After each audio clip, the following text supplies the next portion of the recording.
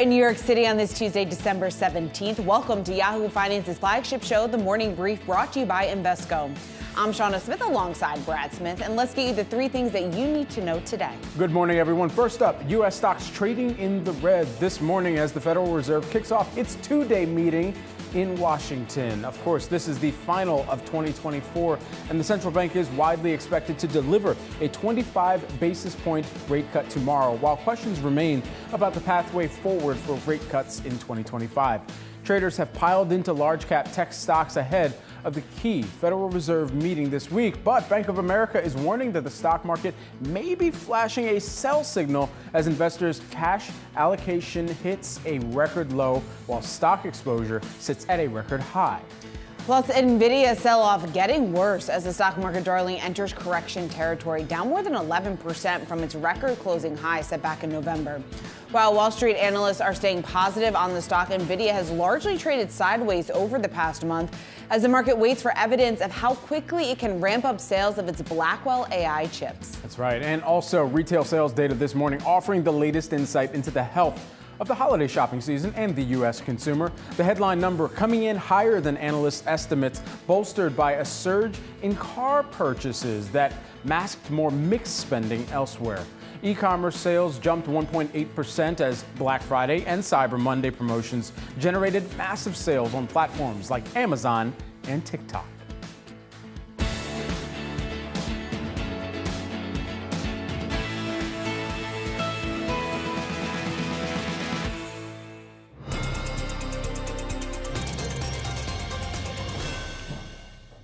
We're kicking things off today with Nvidia. Shares are continuing to slide this morning after dipping into correction territory Monday, down more than 10% from its record closing high in November.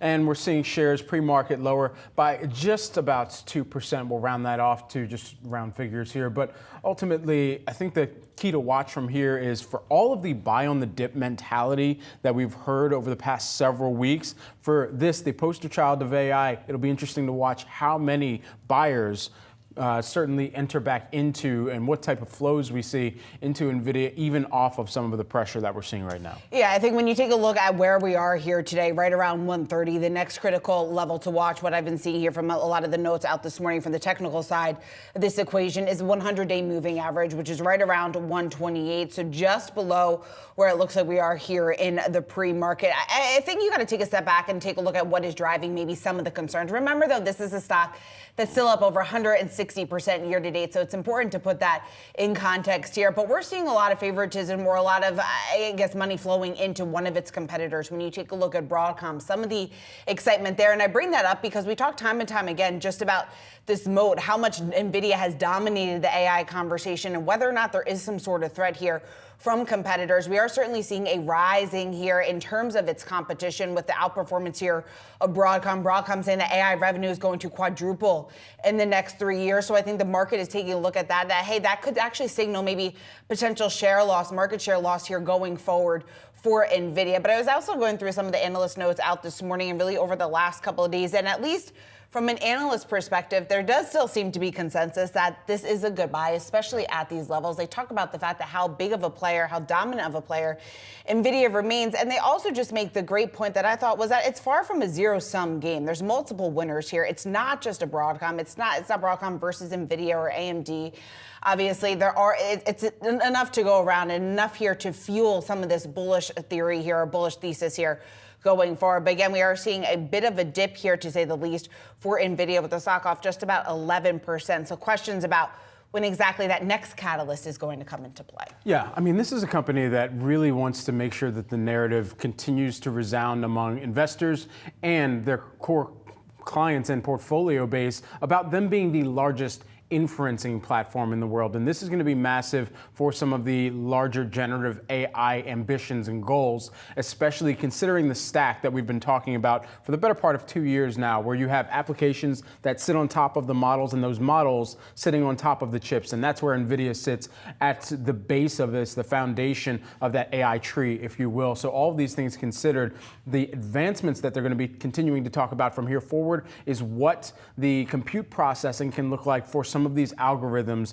for the inferencing throughput as well. They talked about this on the earnings call. You're going to hear a lot more about Hopper. You're going to hear a lot more about things like Blackwell. And it's just good to keep tabs on quarter over quarter each of these earnings calls to see what type of advancements they're making. Hopper inference, for instance, that throughput is increasing by about 5x in 1 year, they mentioned. And then additionally, they've got more of the performance that they're looking to add on by about 2.4x. So all these things considered, it'll be interesting to watch where the customers of NVIDIA continue to say, okay, it sounds like this is just going to get faster and faster on what these chips are able to do, and trying to figure out, all right, at what price point they should just continue to buy in. And then, oh yeah, what the churn looks like on these chips too.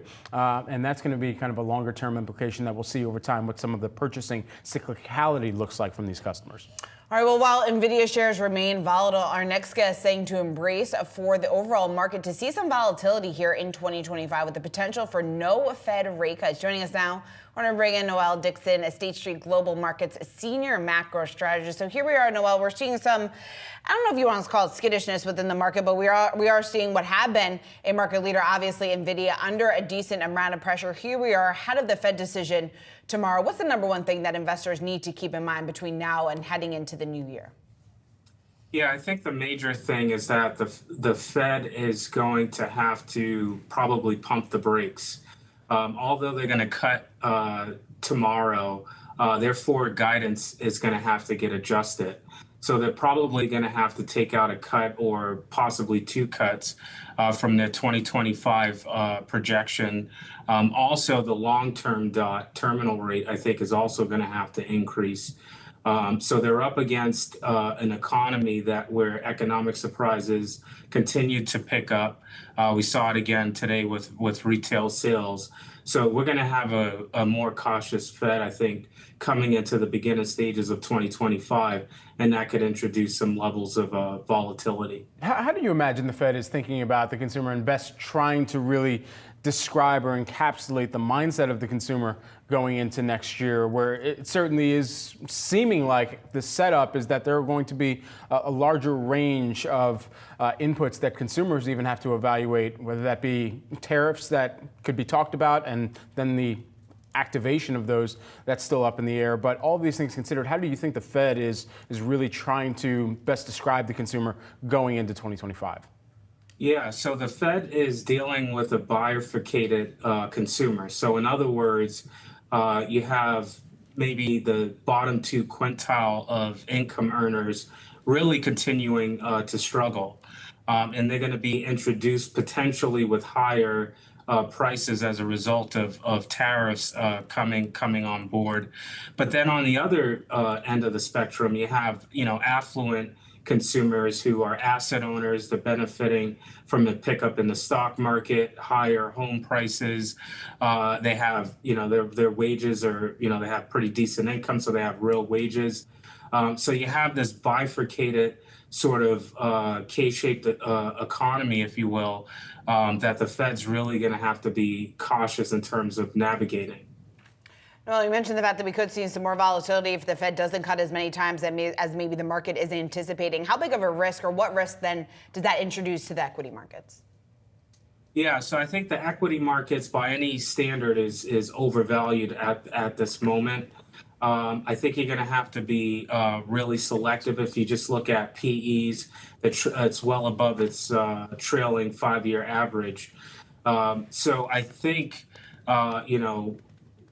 the economy, it's still strong, so that's going to be helpful. But the fact that there's sort of an unknown in terms of where the neutral rate is, whether or not we're seeing a stalling in the decline in goods prices, and whether we get a reacceleration in inflation, all of this stuff, I think, could lead to some profit taking, I think, in Q1. Well, where do you think the neutral rate is? So I think the neutral rate is actually closer to probably 4%. For a host of reasons. I think, obviously, I think productivity is higher, so there's more demand for credit. I think we're going to have a pickup in more safe assets, so higher treasury issuance. I think if we do get the immigration policy put forward. That also would put pressure, I think, on the labor market and on wages. So all things equal, you'll have to have a higher restrictive rate. So collectively, I think that gets us closer to 4% for the neutral rate. Given the post-election run-up that we've seen, it seems like the markets are factoring in a lot, even with the Fed potentially being not prioritized as high from investors' mindset as they were going into the election, as they were especially kicking off their cutting cycle. All that considered, how far out do you think the markets are looking right now, and what could potentially disappoint this market? Yeah, so I think the market is, I think it's a forward-looking mechanism, but I think that forward-looking component is a little shorter. So I think they're looking maybe 3 months out.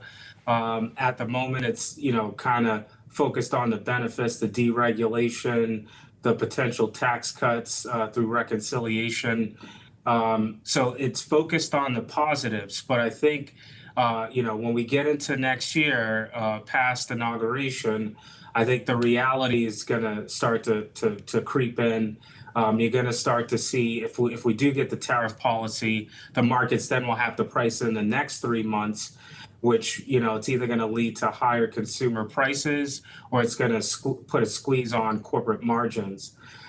So I think that's where you start to get the volatility. For now, it's looking at, sort of the medium term, the positives, but when we get into Q1 and it looks forward from that point onward, then you have to start to factor in some of the more negative components. Noel Dixon of State Street Global Markets. Noel, thanks so much for taking the time here with us this morning.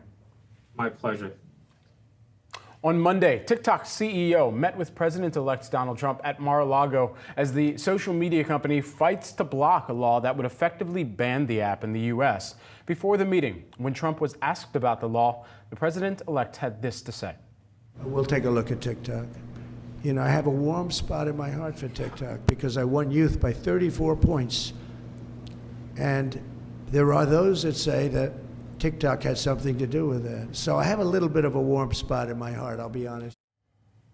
Okay, so his heart has grown a couple sizes here on TikTok because we'll remember in Trump 1.0, previously the talk was that there was more of the national security risk of TikTok operating and the data component that was alleged that China was able to essentially take on from users that were on TikTok. That led to a bidding war ensuing essentially for the U.S. operations of TikTok and really pressuring ByteDance to sell TikTok. Now, Trump 2.0, it's a warm spot in his heart for TikTok. We will see if this meeting actually held some weights to it and ultimately allows for TikTok to continue to operate post what has already been put on the table. January 19th, I believe, is the deadline as of right now. Yeah, January 19th is the deadline, the day before Trump is inaugurated. So again, the question here is just in terms of how much he will actually, how far he will go, obviously, if this were to be implemented. You might be asking yourself why this change of heart when it comes to TikTok. He talked about the fact that he had a lot of success, or what he believes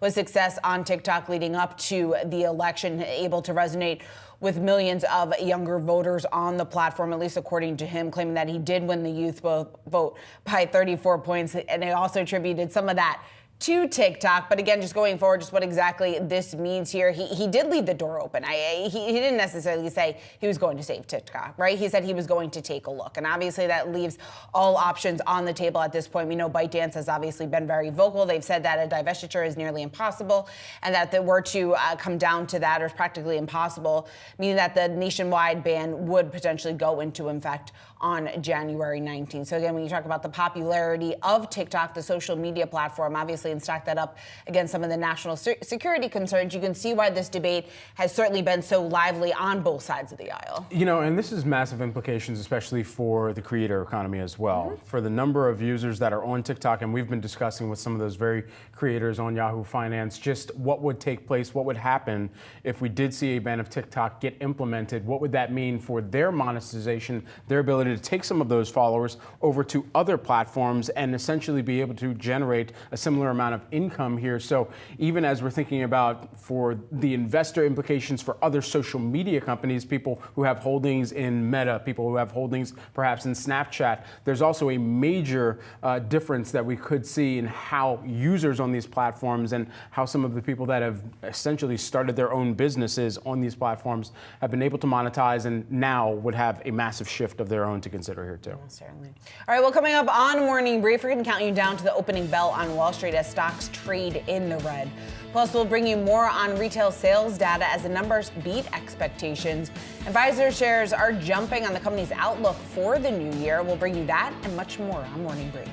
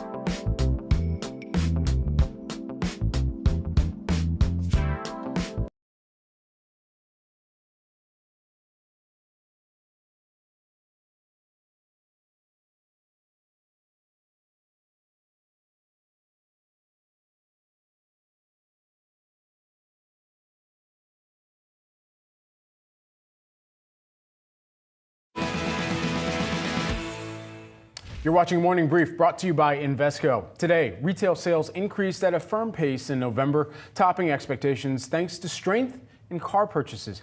Here to break it down further, let's bring in Yahoo Finance's Josh Schaefer. Josh, what do we know from the report here? Yeah, Brad, so strength in car purchases, you mentioned, right, help drive retail sales. Also some strength in online purchases driving retail sales. So retail sales.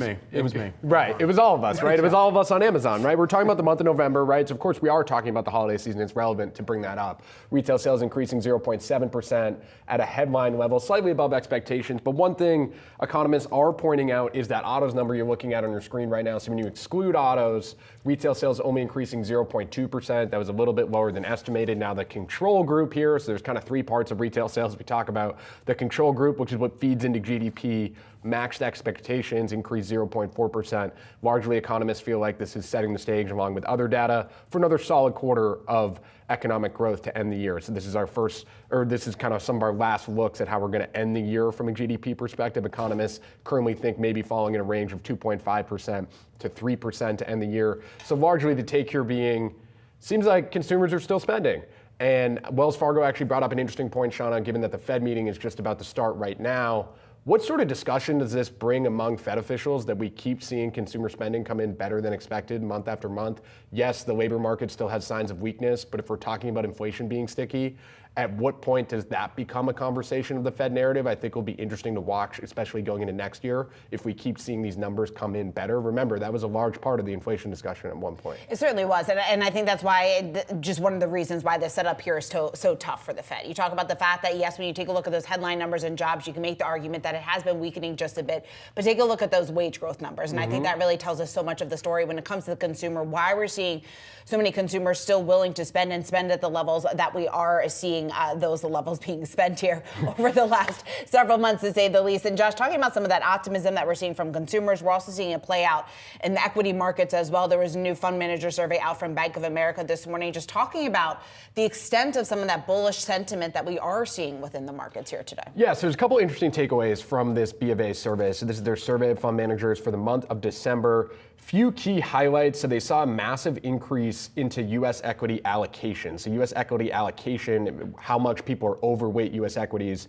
saw a 24% percentage point month over month increase to a net overweight of 36% of fund managers saying they're overweight U.S. equities. That's the highest on record. That's the chart you're looking at on your screen right now. Another key part of this was just, again, overall bullish sentiment. I thought it was interesting to point out this is a 6-month low for the amount of investors saying they expect a hard landing in the next 12 months. So again, you're continuously seeing investors price in a soft landing or maybe even a no landing when economic growth remains strong and we certainly don't go into recession, right? You're seeing a large bias toward U.S. exceptionalism throughout this entire survey. A final thing I'll point out, because there was a sell signal in here. So cash allocations fell from 4.2% to 4.3% to 3.9%, a 3-year low. B of A strategists point out this is normally a 1-month and a 3-month sell signal for the ACWI. That's BlackRock's iShares ETF that tracks the global MSCI index. Interesting to point out, though, this is now the second time in the last 3 months that sell indicator has been triggered. It happened in October. What has happened in October? Stocks have rallied over the last 2 months, right? So you're going to see a lot of these things as we talk about increased sentiment and it being a potential sell signal. Maybe it's just a sign that you should be a little bit worried and understand that we're slightly over our skis and maybe on thin ice. But it doesn't mean to just take your money out of the market, right? You can miss potential opportunities, understand what you're doing when you do that, and you see something like a sell signal, because the people, if they saw this in October and said, oh boy, a sell signal, I should get nervous, you miss the election rally. So always a little bit of give and take when it comes to that stuff. All right, Josh, good stuff. I had so many more follow-up, but we're out of time. I mean, we've got like 100 charts in here. There are 100 charts in here. I also wanted to get to the trade war. There was some talk about that, just in terms of what exactly that could mean here for the markets going forward. The top risk in 2025. Exactly, and I think that also just shows how much that conversation has changed, just going back to how we compare that to the previous reports and what we've seen since the Trump election. All right, Josh, great stuff. Thanks. Now time for some of today's trending tickers. You can scan the QR code below to track the best and the worst performing stocks of the session with Yahoo Finance's trending tickers page.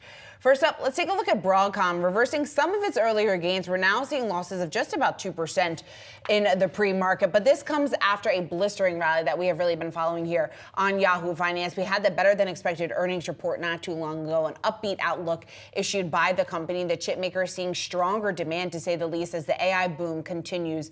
Stock also getting increased price targets here from Wall Street analysts after topping $1 trillion in market cap. When it comes to just how bullish we are hearing from Broadcom and some of those outlook numbers that we did get earlier, earlier this month from the company, they're expecting their AI revenue to quadruple over the next 3 years. So really the street is very encouraged about what this means in terms of how big of a share they're going to have of the market share here going forward when it comes to AI adoption. And this has also come maybe to some extent at the expense of Nvidia. We talk about the fact that Nvidia is now in correction territory. You take a look at Broadcom, that stock has really taken off.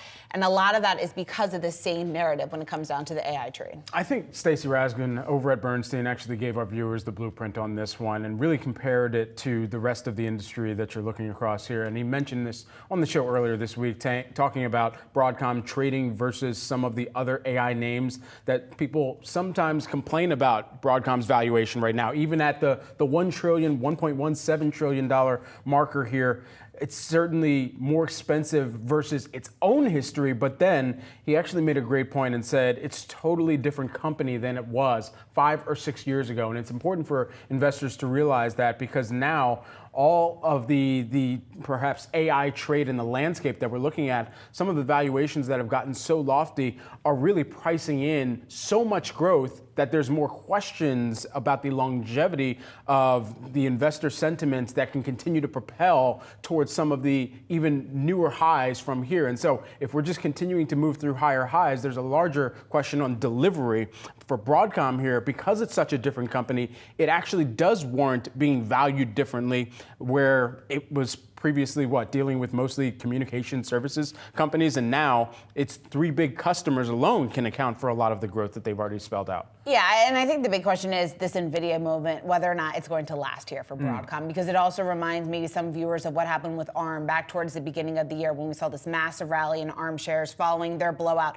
of results, just in terms of some of the growth and what they had been expecting, their bullish forecast here, and then that very much fizzled out. So yes, we are seeing a lot of excitement in Broadcom stock following these earnings results. But I think the big question, though, going forward, given how fast and how far we've come, whether or not there is enough to continue to carry that momentum. Certainly. We're also tracking shares of Pfizer here this morning, and they are forecasting 2025 sales and earnings in line with estimates here. This comes as the drug maker looks to fend off criticism from activist investor Starboard Value that has been pressuring the company to make some changes since taking a $1 billion stake in October.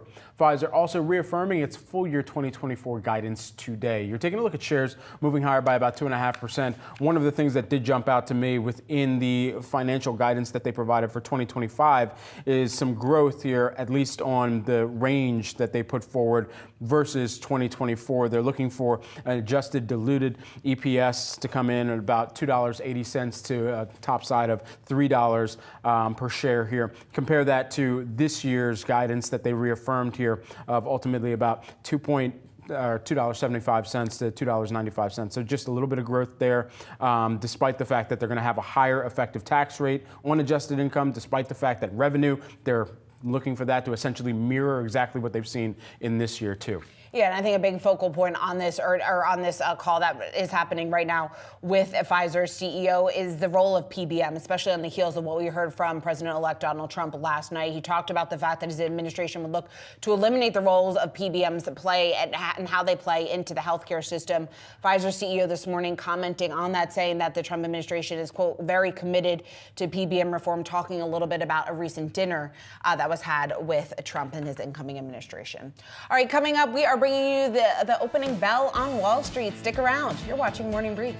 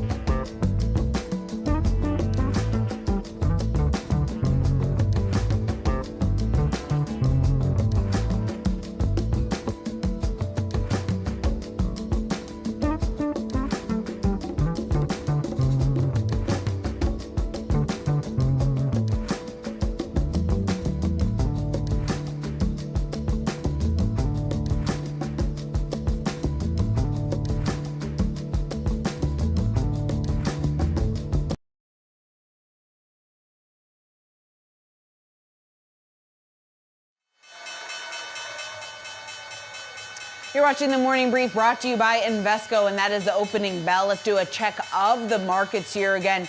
As investors look ahead to the Fed decision tomorrow, that very much is dominating some of the conversation surrounding the markets and some of those opportunities going forward, especially given the fact that we could see a revision to the dot plot. When you take a look at the S&P, we are looking at some pressure here as this calibrates here for just a second. Taking a look at the big board number, you got it off just about 0.4%. So a bit of a reversal when you compare some of the early market action on the Tuesday ahead of the Fed decision to what we've seen in most recent meetings. Taking a look at the Dow, that's also under a bit of pressure, off just about 0.5%, continuing some of that downward trend that we have seen as of late. And as the Nasdaq calibrates here, it is moving to the downside here, off just about 0.4%. It's important to keep a close eye on the bond market leading up to tomorrow's decision. Again, you've got the 10-year yield. Not too much of movement there, holding steady right around 4.4. Taking a look at the sector action here at the open on the heels of that retail sales print that we did get out this morning. You got consumer discretionary among the outperformers here, up just about 0.3%, followed by communication services. A lot more red, though, on your screen, as you can see right here. Technology, a laggard there. We had talked about the fact that we had seen a bit of an outperformance from many of those larger cap tech names. We're seeing that under just a little bit of pressure here at the open, followed by energy. Let's kick it over to Jared Blickery for a closer look at some of the movement that we're seeing. Jared. Thank you, Shauna. I want to tell you about a tale of two markets here, and we're going to start with the Dow. Dow is down 9 days straight. I'm going to put a 2-month chart with some candlesticks, and you can see just very steady, just losing ground every single day here. Contrast that with the Nasdaq. The Nasdaq is at record highs, not today, but as early as yesterday, we were seeing that strength. And also, I want to point out what's happening in the S&P 500 equal weight index, because while the S&P 500 market cap, that's one that we usually watch, is right near its highs, we have the S&P 500 equal weighted, very similar to the Dow. It's just been the steady slog to the downside there. I'm going to show you a chart in a few minutes of the value sector, which closely mimics it. But to my point, we're seeing the mega cap sectors of consumer discretionary and communication services. Those are the only ones in the green. Discretionary has really been a tale of Tesla, and we've seen that stock hit highs multiple days in a row here, record highs. And let's just take a peek at it this morning, up to 472. That brings the year-to-date total up to 90%. Just an incredible breakout since the election there, and even just before. But I want to get to the chip stocks, because chip stocks have been doing something interesting. They are actually having the best month since May, but you wouldn't see it, you wouldn't know it from looking at all that red in the background. Nevertheless, they've been perking up in fits and starts. Broadcom has been in focus. That has just rocketed higher in the last couple days. And then Nvidia, don't count out Nvidia. A lot of people are looking at, I'm going to put a 3-month chart here, and they're seeing what's called a head and shoulders, and you might be able to see this with candlesticks. Well, you haven't crossed the neckline just yet. I would watch 130. You want to pop above that and close above that today. But Nvidia has been extremely strong, and should Nvidia join the party, should Nvidia join some of the other mega caps and the hyperscalers, you can imagine the juice that the market would have. And speaking of juice, we got to get to Bitcoin here. Bitcoin has surged to 107,000. You can see a lot of green up there. This is all within the last 24 hours. And let's dial up Bitcoin, 107,581. This is a year-to-date chart, and I'll put a line chart on here so you can see it a little bit better.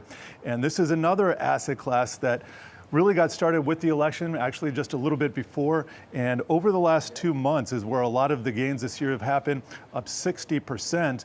And if I show you what's happened over the last 2 months in all of the tokens here, you're going to see some huge outperformance. And we'll see if we can get that up here.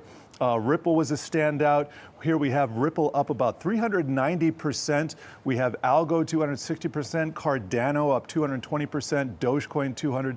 So the list goes on, but we've seen just an incredible explosion of interest, not only in the crypto tokens with ETFs, but just the broader space here. Guys?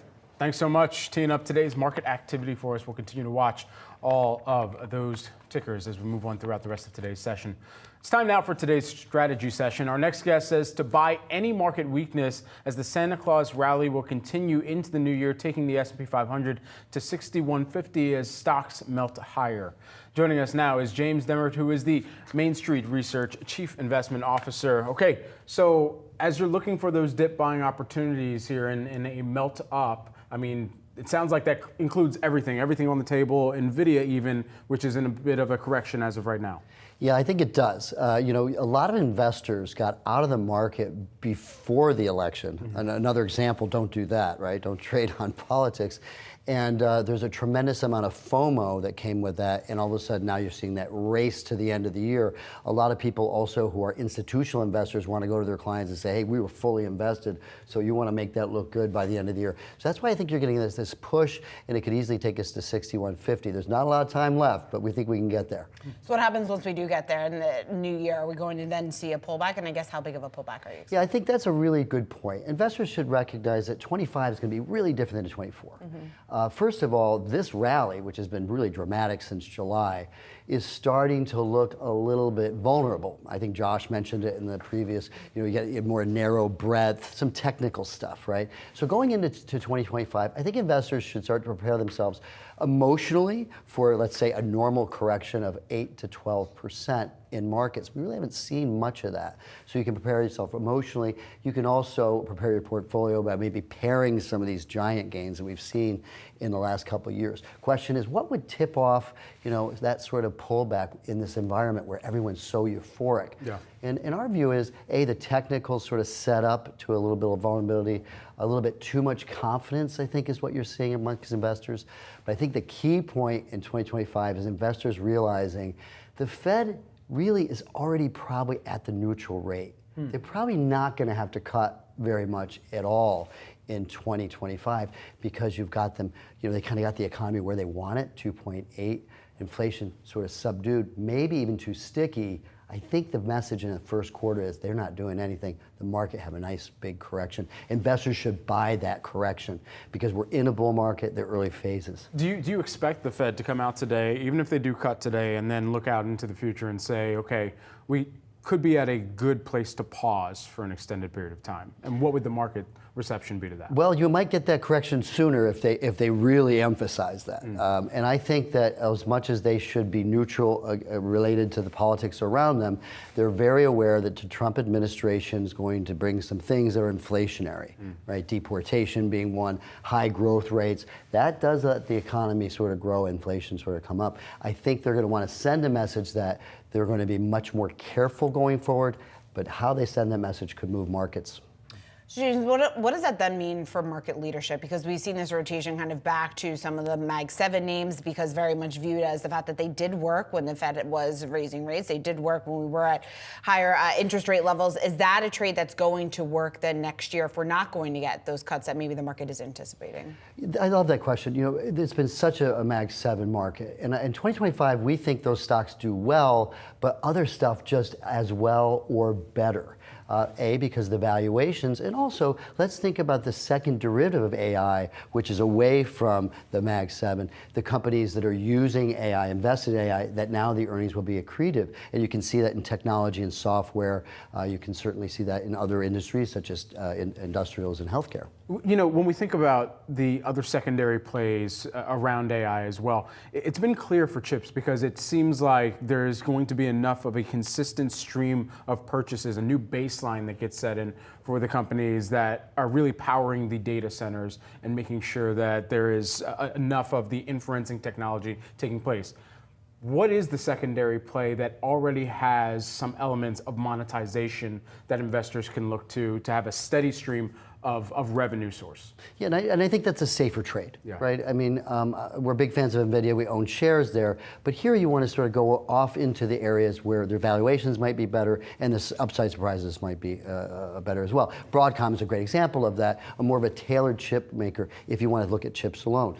But if you look at a company like Palantir, obviously in the news because of the great performance, really what that earnings driven is coming from is that AI investment. And you saw that earlier with Meta in this year. All right, James Demmert, thanks so much for taking the time. So now for our chart of the day, let's send it over to Catalyst co-host Madison Mills for a look at diversifying your portfolio. Maddie. Thanks, Shauna. So we're taking a look at this chart from BlackRock, looking at the changing nature of diversification in your portfolio. So take a look at this chart behind me here. You can see government bonds are increasingly highly correlated with equity returns. And then you've got gold and Bitcoin here moving to the downside, less correlated with those equity returns. The point being, if your bonds are correlated with equity returns, then that's not a great diversifier, right? Especially when we know that the S&P, the NASDAQ have performed so well this year. Maybe you're more willing to get into large caps and give up the safety of government bonds to get those higher returns, and you want to diversify with other assets. That's where BlackRock's call on gold and Bitcoin, which the Brad Smith sent over to me yesterday, comes into play here, right? They see gold as a great diversifier because it's a hedge against inflation, geopolitical risk. Those are among the reasons that we've seen gold's performance records to date here, also moving with the dollar as opposed to inversely, which has been interesting to watch. And then, of course, you've got Bitcoin, right? Hitting that key psychological level over 100,000 here. They like Bitcoin because of its capped supply as a hedge against any sort of risks to the deficit question mark in the room, at least in the United States. And of course, again, as an inflation hedge. So those are the two asset classes that they're looking at as diversifiers of portfolios moving forward. I do quickly want to mention, though, we've got a call from T. Rowe Price this morning. Treasury yields could hit 6% in 2025. So maybe don't give up on your government bonds just yet. If you're listening to that call, maybe you do want to hedge your risk by getting into bonds, more of a sure thing if you're going to get a return of 6% there. But again, BlackRock saying, look at Bitcoin and gold for your diversifiers moving forward, guys. All right, Maddie, thanks for breaking this chart down. Certainly caught my attention yesterday. Glad you were able to put some more context around this for our viewers. Appreciate it. Off the back of this morning's retail sales data, we're taking a look at the sector and how you can play the latest trends. That's coming up next on the Morning Brief.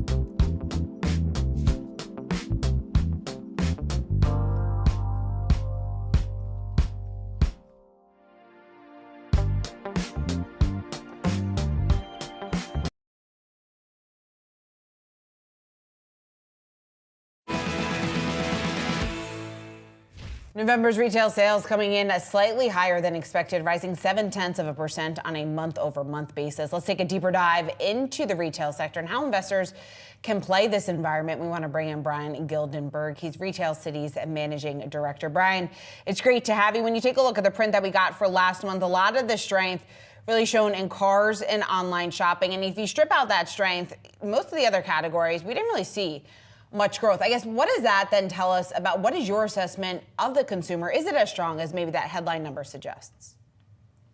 Yeah, first of all, thanks for having me on. And well, yeah, I think the consumer in general right now is still doing fairly well. That always has to be sort of adapted in the U.S. to understand that different segments of the consumer will be doing differently well than others. If you looked at, say, Costco's earnings report recently, or the great results that Restoration Hardware put up, as well as their outlook, you can see that the high-end shoppers continuing to do extremely well. And then if you look at the performance of some of the stocks like Dollar Tree or Dollar General, or those businesses where the lower income shopper continues to be squeezed. I think all shoppers are being deal sensitive. They're being thoughtful and cautious about what they spend, but that overall the consumer's in pretty good shape. And if you look at the retail sales numbers, if you strip out this month, if you strip out automotive sales and some of the other funky, more variable stuff, they basically came in about where people thought. I also think there's some question right now about exactly what's happening with pricing in the marketplace. So these nominal reads have to adjust not just for what consumers are spending, but what price levels are. And I think as inflation cools off in the goods sector, you're seeing some wonky pricing going on in the marketplace that I think makes these numbers a little harder to read. Yeah, Brian, I'm glad you mentioned that, because as we move through and get past the promotional season here that the end of the year always is, and even the pull forward in some of those sales as well, what happens after we get through this highly discounted period and get back to normalization of prices? Well, normalization, I think what normal is going to look like in the early months of 2025 is an open question for a variety of reasons, not just retail pricing, but certainly, yes. I think in every year you go through this cycle where retailers have to clean up their inventory and get kind of geared up for the next year. I think in general right now, where you're starting to see the landscape, it's going to get interesting to see retailers that don't have strongly rising costs now try to get back to managing margins and prices in what I might call a more traditional way. And then that's going to vary, again, a little bit by the types of shoppers that they're able to promote and sell to. Shoppers that have more disposable income, that are feeling better about where they are, you're going to be doing different types of things with them than you are with shoppers that are really still in a recovered economy, still really struggling to make ends meet. Brian, let's get to some of your picks here, because two of the names that you called out, Abercrombie & Fitch and Urban Outfitters, resonating, or those are two brands, two companies that do resonate with the younger audience. I'm curious, though, to your point that the divide here between in-store and online isn't what we think. What do those two companies, those two stores just represent in terms of the fact that maybe there is a little bit more, they're more closely aligned than maybe people initially thought? Well, I think with Urban Outfitters, whose stock is now very high given their results recently. But if you look at those two retailers, yes, online's important to younger shoppers, but there probably aren't two better executors of store-based retail in the U.S. than Abercrombie and Urban Outfitters. And it's not a coincidence that those retailers are performing extremely well. I think there's a narrative out there that young people only buy things online and it's only old people that go to stores. And I just don't think data just reveals that simply isn't true, particularly in discretionary categories like apparel. Young people enjoy stores, they enjoy malls. If you were in a mall on Black Friday, you were surrounded by teenagers. And that's sort of, and the retailers that are good at that in-store experience, whether that's an Abercrombie or an Urban, or even somebody like a Sephora or a Bath & Body Works, those retailers that are really good at creating that in-store experience are performing fairly well in the marketplace. So I think this narrative that young people are going to opt out of the store-based experience is one that's just oversimplified and incorrect. Brian, we only got about 30 seconds left here. I was taking a look at a survey from BMO. They said more than a quarter of Americans plan to cut back spending in 2025 based on their data. Which retailer has the biggest risk of missing out or getting cut from household budgets? I would say right now that the dollar store segment is one we've got an eye on. Those shoppers are under extreme pressure. And I think the other retailer that's caught in the crosshairs of that a bit right now is Target. Walmart's doing a good job of snapping up some of their shoppers in a way, and the premium shoppers are gravitating towards more premium experiences. So that's one we'd keep an eye on. Brian, thanks so much for taking the time here with us today, and happy holidays to you. Appreciate it. Thanks for having me on. Hong Kong shares of e-commerce giant Alibaba lost just over 1% today as the company announced it will take a $1.3 billion loss in its sale of Chinese department store chain In Time to Yungur Fashion. Now, Alibaba bought In Time in 2017 in a deal worth $2.6 billion. This was as part of a push to integrate its e-commerce and brick and mortar retail businesses. That strategy has shifted, with Alibaba refocusing on its core business here. And, even within some of the fund manager surveys that we were talking about earlier on, one of the huge things that kind of jumped out to me within that is the focus on China and how investors are looking at some of the largest China trades as compared with the broader retail landscape here. And particularly what jumped out from that survey for me is that 40% of those surveyed within this were saying China growth is the most bullish risk here. And that's just factoring into how they're looking across the international environment more broadly and what they're anticipating from the consumer environment going into 2025. Yeah, this is a continuation of what we've seen Alibaba do here over the last 12 months. Under their CEO, they've obviously been looking to streamline their businesses here. We talked about rising competition, especially when you look at some of the bigger names within the space. When you take a look at PDD, Pinduoduo, when you take a look at ByteDance, clearly has put some pressure on Alibaba. And as a result, under their CEO, he's been looking to consolidate into some of its core businesses, focusing their investment into some of the more promising areas of growth, or what Alibaba has identified as the more promising areas of growth. So as a result, they are now integrating their domestic and their international e-commerce operations under the leadership of just one executive. They've been steadily selling off their holdings that they don't consider essential. So again, I think this is just another leg within that strategy, and exactly how this shapes Alibaba going forward. That's a big focus. But again, the fact that Alibaba did take the $1.3 billion loss on the In Time sale was the big factor as to why we did see shares under a bit of pressure. All right. Time for me to close my Alibaba tab here. All right. All your markets acting straight ahead. Stay tuned. You're watching the Morning Brief.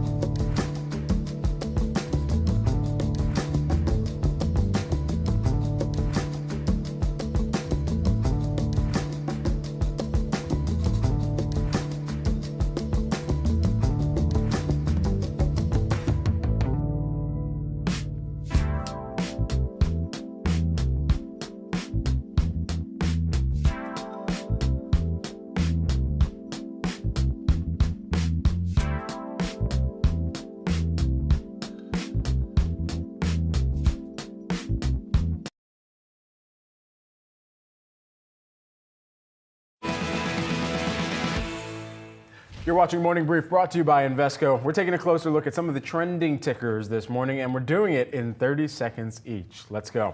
First up, Tesla has been upgraded to outperform from neutral at Mizuho. The analyst seeing an 11% upside for the stock from Monday's close, and the analyst citing an improved outlook under the incoming Trump administration. Policies like repealing the EV tax credit could actually benefit Tesla due to its lower production costs versus its competitors. Shares are up by about 4%. Bitcoin miners and crypto firms at Mara Holdings, Riot Platforms, Hut 8, and Galaxy Digital Holdings all initiated at overweight at Piper Sandler. The analyst expects boosted mainstream crypto sentiment under the incoming Trump administration. Mara is the firm's favorite pure play Bitcoin miner, saying that it has the largest mining capacity in the industry. It is expanding faster than competitors, giving it an advantage here for future profit growth. You're looking at gains of just about 2.5%. Finally, Hims & Hers Health initiated overweight at Morgan Stanley. The price target is set to $42 a share. That's a street high, and the analysts citing that the stock's attractive valuation growth opportunities, saying that the company here is well positioned to capitalize on personalized medication demand here. Shares for Hims & Hers up almost 4%, 3.75 if you will. Well, that does it for Morning Brief. Keep it right here on Yahoo Finance. Madison Mills and I will have you for the next hour. We'll dive into more analysis on the biggest catalyst driving today's moves. We got that for you when we come back.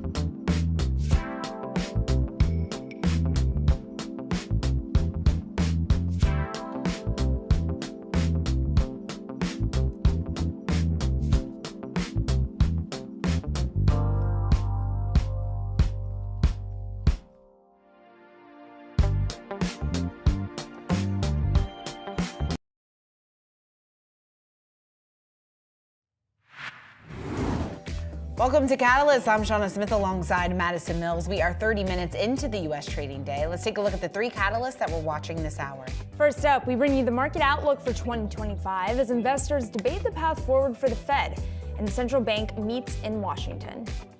Plus, we hone in on what to expect for small caps under the Trump administration with deregulation on the agenda. And the Yahoo Finance Awards continue. Today, we bring you our surprise of the year. Stay tuned for today's pick.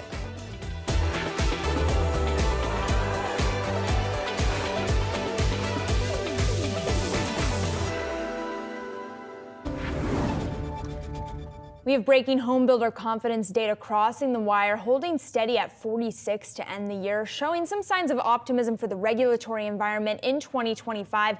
What really stands out to me here, yes, we have a lot of similarities from the prior month here. Optimism for future sales climbing, though. Sales expectations index reaching 66. That's actually the high since April of 2022, so nearly 2 years there.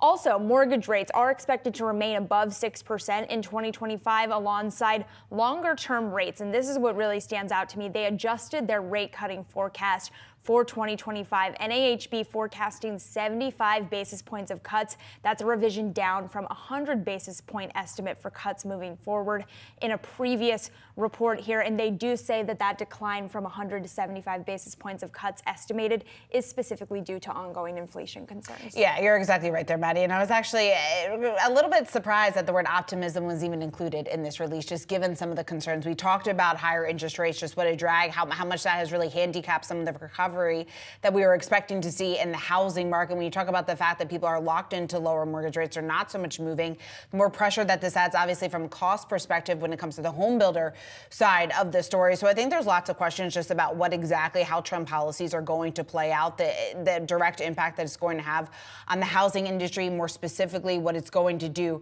for home builders. But again, when you take a look at some of the trends that we have seen, you mentioned the fact that 31% of builders cut home prices in December. That was very much unchanged from November, so not too much of movement there. The average price reduction was down just about 5%, but the use of sale incentives was still around 60% in December. That was unchanged from November, but the reason I bring that up is because I think that illustrates just exactly where the housing market is right now, some of that lock-in, in fact, what exactly is needed in order to incentivize some of those buyers, especially first-time home buyers, helping them to afford their first home purchase. So again, when you take a look at the fact that, hey, mortgage rates potentially are going to remain higher than what the market had initially anticipated, that, of course, I think we're starting to see this for outlooks here in 2025, pushing out maybe some of the recovery, quote unquote, that we were going to see within housing. Yeah, and it's interesting, too, pulling out one quote. They say future sales expectations have increased to nearly a 3-year high. So to your point, seeing a big mix in here. They talk about regulation potentially being good, but elevated construction costs, higher interest rates, and a lack of buildable lots continue to be headwinds. So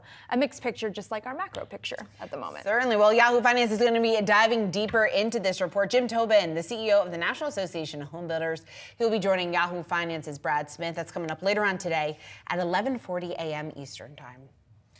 Well, as we head into the final trading weeks of the year, we're looking ahead to 2025. And joining us now with his 2025 market outlook, we want to bring in Daniel Morris. He's BNP Paribas Asset Management Chief Market Strategist. Daniel, it's great to have you. There's so many directions to go within your outlook. I first just want to focus on the Fed, since that, of course, is the topic du jour as we look ahead to tomorrow's decision. Lots of re-rating, or I guess the narrative changing just in terms of what we should be expecting when it comes to rate cuts. What's your base case heading into the new year? We think we're going to see a cut in December, and then we'll open up to when we're going to get a second cut at the beginning of the year. And then after that, honestly, we think all bets are on the table. I mean, clearly the Fed has signaled it can't speculate about what might happen, but stuff is going to happen. And I think we need to wait until Trump has taken office. We see what actual policies are implemented. The Fed will do the same. And then once it begins to have a bit more certitude about how policy, at least on the economic front, how the economy itself will develop, then they can reassess where monetary policy needs to go. Well, let's talk about the path forward for monetary policy, because you seem to agree with this sort of consensus of a soft landing call heading out here for next year. But given the inflationary pressure and the stickiness we have seen in some of the data recently, are there any risks to that call? Well, I think we're kind of bouncing a bit back between a soft landing outlook that I think most of us had certainly before the election, to a no landing outlook, i.e., as I think you're suggesting, maybe inflation doesn't go down the way the Fed projects it to. And alongside that, you don't see the slowdown in economic growth. And then if you want to talk about tail risks, it would be just the opposite. What if growth accelerates? And what if inflation moves back up? Now, I think we're, at least so far, quite a ways away from that. But it's more trying to assess are and when, more precisely, might we see a soft landing? Is that something that's been pushed off to 2026?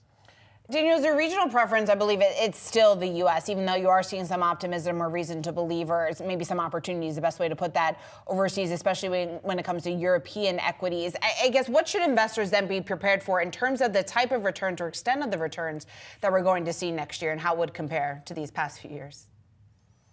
Well, certainly that's a key question. And when you try to assess what those potential returns are, you take into account both valuations and economic growth. Now, for the most part, you would anticipate probably still above average economic growth in the U.S. for the next year or so. Over the long term, hard to argue that it's not going to trend back to the long run rate, given there's many bigger factors that drive that. Then when we think about markets outside of the U.S., I think you're right to think about what should the next step be? At some point, really, all the good news is likely to be priced into U.S. equities, and perhaps all the bad news priced into, for example, European equities. And at that point, the marginal surprise really should be coming out of Europe. So I think that's what we want to be watching for. We're not quite there yet. We're still overweight, I think, like most U.S. equities, because we think the fundamentals support it. And even if it is a consensus trade, that doesn't necessarily make it the wrong one. Daniel, is there just flat out too much optimism right now already priced into the U.S. markets? Well, you could argue a bit of the opposite. If you look at how Russell Value, if you look at how Russell Small Cap has performed really for most of December, it's been on a downtrend, even as you've had NASDAQ move up. And so if you look at the S&P, it looks pretty good, but it's really NASDAQ that's driving it. So I think maybe it's healthy. You've seen a bit of that, a rising tide lifting all boats, everything going up market that we had initially post-election.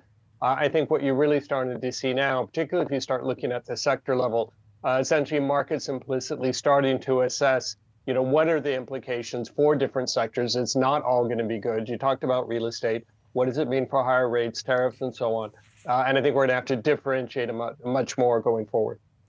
Does it all come down to AI then? Because you mentioned some of the pressure in European equities struggling because they don't have the AI trade that exists in the United States. And then the broader indices are really being lifted by those AI names, which is perhaps one of the reasons we've seen the Russell struggling amid macro questions about the Fed's path forward as well.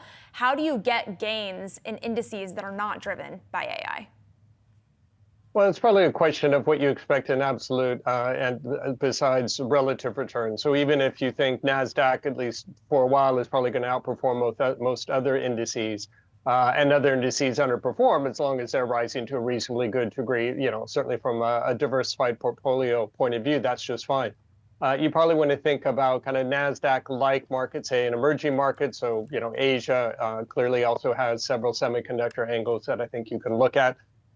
In the medium term, you're right, we are going to have to move beyond the initial semiconductor data center energy infrastructure that we're talking about with AI now, when we start to think about as AI is implemented more broadly across companies and other sectors of the economy, where are you going to see the increase in profits?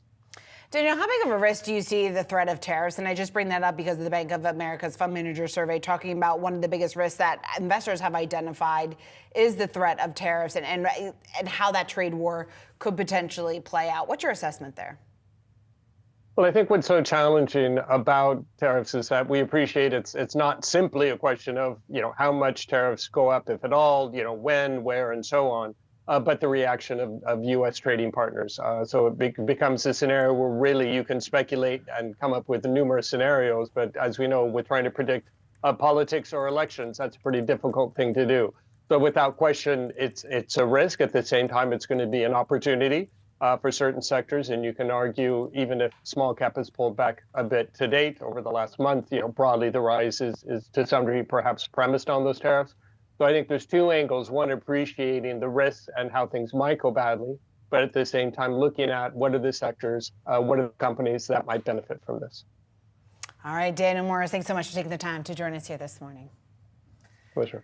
Let's take a look at some of today's market headlines to start the hour. It's sponsored by Tasty Trade. The major averages under a bit of pressure. We got retail sales printed out this morning showing that it was actually slightly better than the street had been anticipating. Of course, the movement here to the downside this morning coming ahead of the Fed's decision tomorrow. You're looking at losses across the board of all three of the major averages. You got the Dow off just about 0.6%. You've got the NASDAQ lower today, off about 0.5%, reversing some of that trend that we have seen over the last several trading days.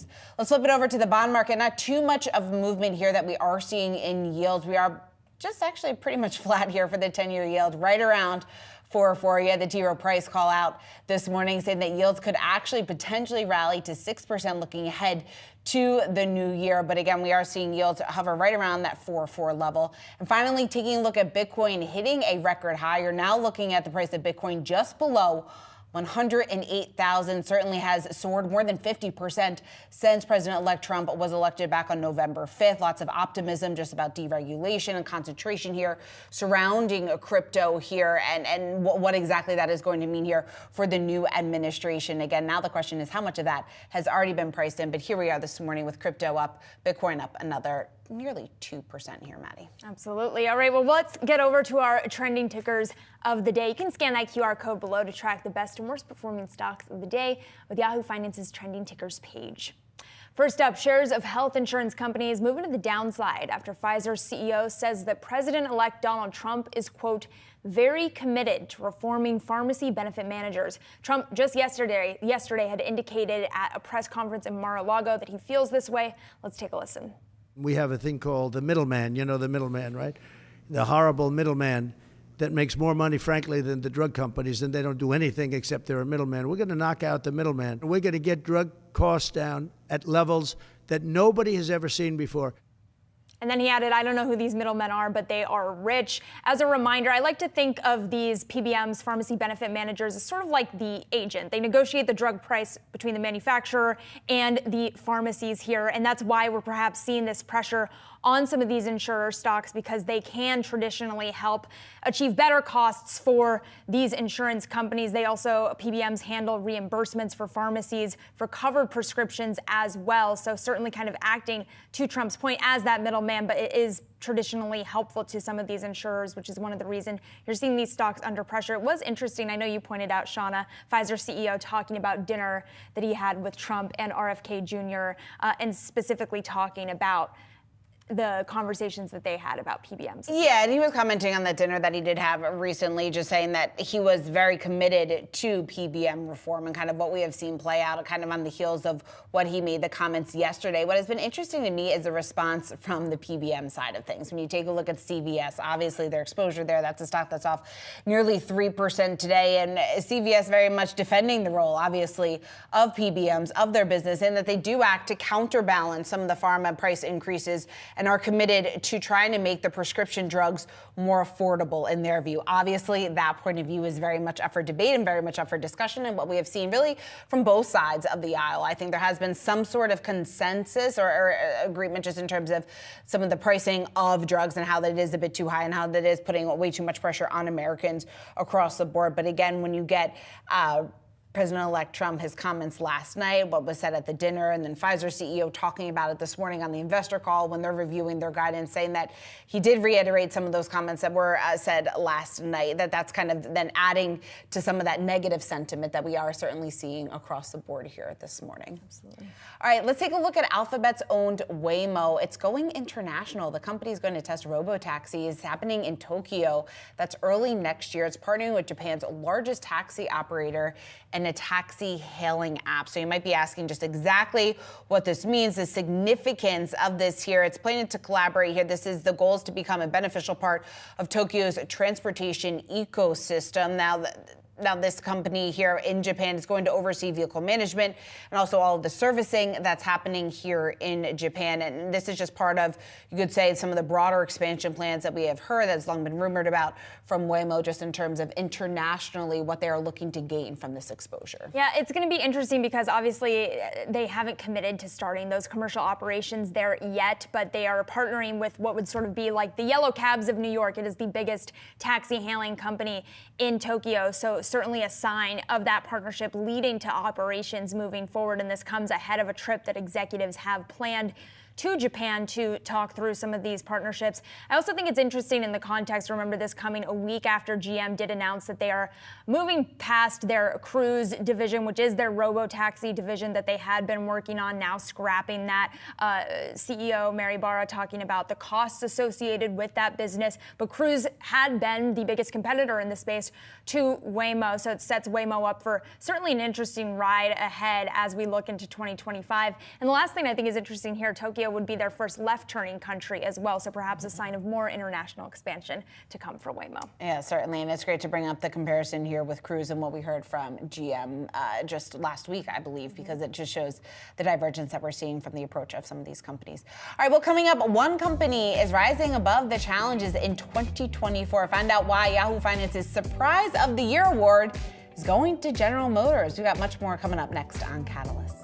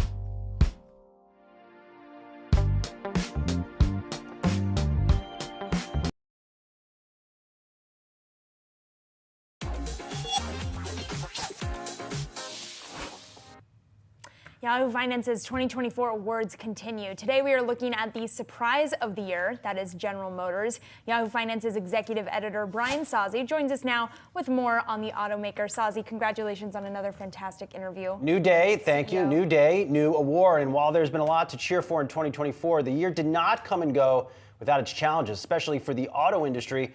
General Motors saw its profit and sales accelerate, no pun intended, lifted profit guidance several times, and outperformed the S&P 500 Dow Jones Industrial Average this year, as well as key rivals. Here's what GM's longtime chair and CEO Mary Barra told me about the winding road for the automaker. Yahoo Finance awarding General Motors our Surprise of the Year award, and I will tell you why they have won this award. 3 reasons why. The company surprised on profits this entire year, every single quarter. Company's stock price surprising many, I would say, on the street, up about 45% year to date. And I would also say a surprising execution that has led to some of these really strong sales and profits for this year. Let's bring in General Motors Chair and CEO Mary Barra. Mary, great to get some time with you again. Congratulations on this award. We appreciate you joining Yahoo Finance. I know it's been a busy time. My first question to you here is, as an executive in the trenches all year, does your performance this year feel like a surprise to you? Well, I think I'm so proud of the team at General Motors. They've all worked so hard to be able to deliver the strong performance as well as great vehicles. It's all fueled by vehicles we've been working on for a couple of years. We have the strongest internal combustion engine portfolio we've had in a long time. And this, what for General Motors, was the year of EVs. The portfolio of EVs that we have that cover the different segments from luxury to value, it really has given consumers choice between ICE and EV. And I think that's what's fueling our profitability. And people are starting to say, look and say they understand that this is a company that is differentiating itself in the industry. What surprised you about the business as the year has gone on? Well, I mean, there's been a lot of change. We're an industry in transformation, and GM itself is in the midst of making sure we're ready and proactive for the changes that are coming. But I think what was a pleasant surprise to me, I don't know if I'd call it a surprise, but I really felt validation for the team on how well received each of our EVs were. You know, as you look back over the past few months, is there something that you would have liked to move faster with and that you're really focused on for next year? Well, I think this year was really, again, getting the EVs out there to get the scale, because scale is going to be so important to drive to profitability. So next year, we'll continue to build on that, hitting more milestones of how we improve the profitability of our EVs. I think also we made some difficult decisions this year to set the business up for success, because we're trying to really be proactive and look at where is the business going. So the restructuring that we did in China and the pivot that we did to Cruise, make no mistake, we are still 100% committed to autonomy, but we recognize there's quite a bit of capital that needs to be deployed into the rideshare business, and we want to deploy and work toward improving Super Cruise, getting to L3, L3+ on our journey to L4. You have Tesla wanting to drop robo-taxis, you now integrating your technology, Super Cruise technology into your vehicles. Are you not a believer in robo-taxi? And it's not just a Tesla thing. We've heard also Uber, may want to have interest in this. Well, I think robo-taxis are going to be important to get to really, I'll call it rideshare 2.0. We just looked at it, and operating a fleet of vehicles and all of the associated services and operations that are needed to do that is not our core business. We sell beautifully designed vehicles to consumers and to fleets, and they love technology. I mean, the feedback we get on Super Cruise is when people experience it, they say, 80% of them say, I wouldn't want to buy a car without it. And so as we looked at those insights and we looked at how we could accelerate our work in driver assistance technology, getting to L4 autonomy, we thought it was a faster path, a more focused path. And, our plan is to bring the two teams together, and between the expertise that we've brought into General Motors and the tremendous expertise that Cruise has, we think we can move faster and differentiate ourselves in this space as well. So you see a future where there's still a human behind the wheel, enjoying the driving experience in some form? Well, I think that what we want to do is give consumers choice. So whether it's driver assistance technology that lets them get to their destination more rested, or all the way to L4 technology where the vehicle does take over and they enjoy the ride. You put a real flag in the ground many years ago, Mary, said we're going to be making all electric vehicles by 2035. Is that still your North Star and your hope? Well, we still have a plan that allows us to get there. And so we're still executing to that plan. But the most important thing, and I've been saying this for a couple years now, is we're going to be guided by the consumer. We want to give the consumer choice. What do they want to drive? We don't want to get into a situation where, regulations are driving us to force something into the market that's not what they want. But I think once people start to drive an EV, they realize, it's instant torque, beautifully designed. At least General Motors vehicles really give them a lot of technology in the right segments. And then not having to go to the gas station and the benefits of EVs, I think is something that people are going to move to because it's a better product. What we need to do to accomplish that, though, is to have a robust charging network. And that's what GM Energy is working on with a number of partners. Mary, I was just talking to the CEO of an apparel maker, and she was making the point, if we get tariffs, I could take what I make and move it to another country. But you can't do that in the auto business. I mean, you can't erect a new factory overnight or within 6 months. I mean, these are big buildings with machines, and you do make things in Mexico and Canada. I mean, how fast can you react if we get hit with tariffs? Well, it depends on the product line of where we have production, because in some cases we have production in multiple plants. But I think what we want to make sure is people understand what the implications are and what it means to the U.S. economy from a jobs perspective, from a pricing perspective for consumers. So we're going to continue to communicate with all of the governments, and hopefully we'll get to a good decision. But either way, we're proactively looking and considering all the options that we have. So we'll adjust as appropriate. What does it mean to jobs, and what does it mean to this country? Well, I think, again, it depends on what's put together. Almost every automaker that does business in the United States has sourcing that's in many different countries, a lot of it in Mexico, from a supply chain resiliency perspective. And so it's going to have an impact depending on what it is, how long it is. It will impact prices, which, I think could have an impact on demand. So, but I think we don't want to get ahead of ourselves. I think right now is the time to communicate and make sure people understand the different impacts that will happen based on different decisions. And I have confidence that the new administration will look and do what's best for the American consumer and best for continuing to have great jobs that the auto industry provides. So that was GM Chair and CEO Mary Barra. And any given day, you guys know this, you go to Yahoo Finance, trending ticker page, Tesla. Everybody loves Tesla. They love to follow Elon Musk. I encourage everyone to go pull up some SEC filings on General Motors this week and read about this company's transformation, because it is real. And I go into a little more on that transformation in a feature piece now on our homepage. Also, Grace Williams really did an awesome write-up from our opening bid podcast with the auto analyst John Murphy at B of A. Really, he's actually in the Hall of Fame for the automakers. Just hell of stuff, a hell of a guy right there. But this is a company that's bought back close to $3 billion in stock this year. It's a company that's actually making cars that people want to drive, and it's not just the Corvette. It's the new Lyriq, the EV, which is very exciting. And they've cut billions of dollars in costs out of their business, and I think they're getting ready to cut out even more costs out of this business next year. Whether that's a complete exit from China, unclear, but they're not going to have those cruise expenses. They're going to have less expenses in China. And I think next year is the year where they're going to be making money on EVs. And it's a strategy that's clearly working when you take a look at the stock. That's why they're most surprised of the year. Exactly, and especially when you compare it up against its large competitors, Ford and Stellantis. That's why I got to spend some time on Mary Barra, and vice versa. Mary got to hang out with me again. Yeah. All right, well, we'll see whether or not this all continues. Brian, you're going to continue, though, here on Catalyst coming up this week, because we are just getting started. Yahoo Finance's 2024 awards, including Comeback of the Year, Product of the Year. We've got that for you for the remainder of this week. Brian Sazzi's leading the Anchors of the Year right here. Madison Mills, Sean Smith. There we go. All right, that's we're waiting for it. We got there.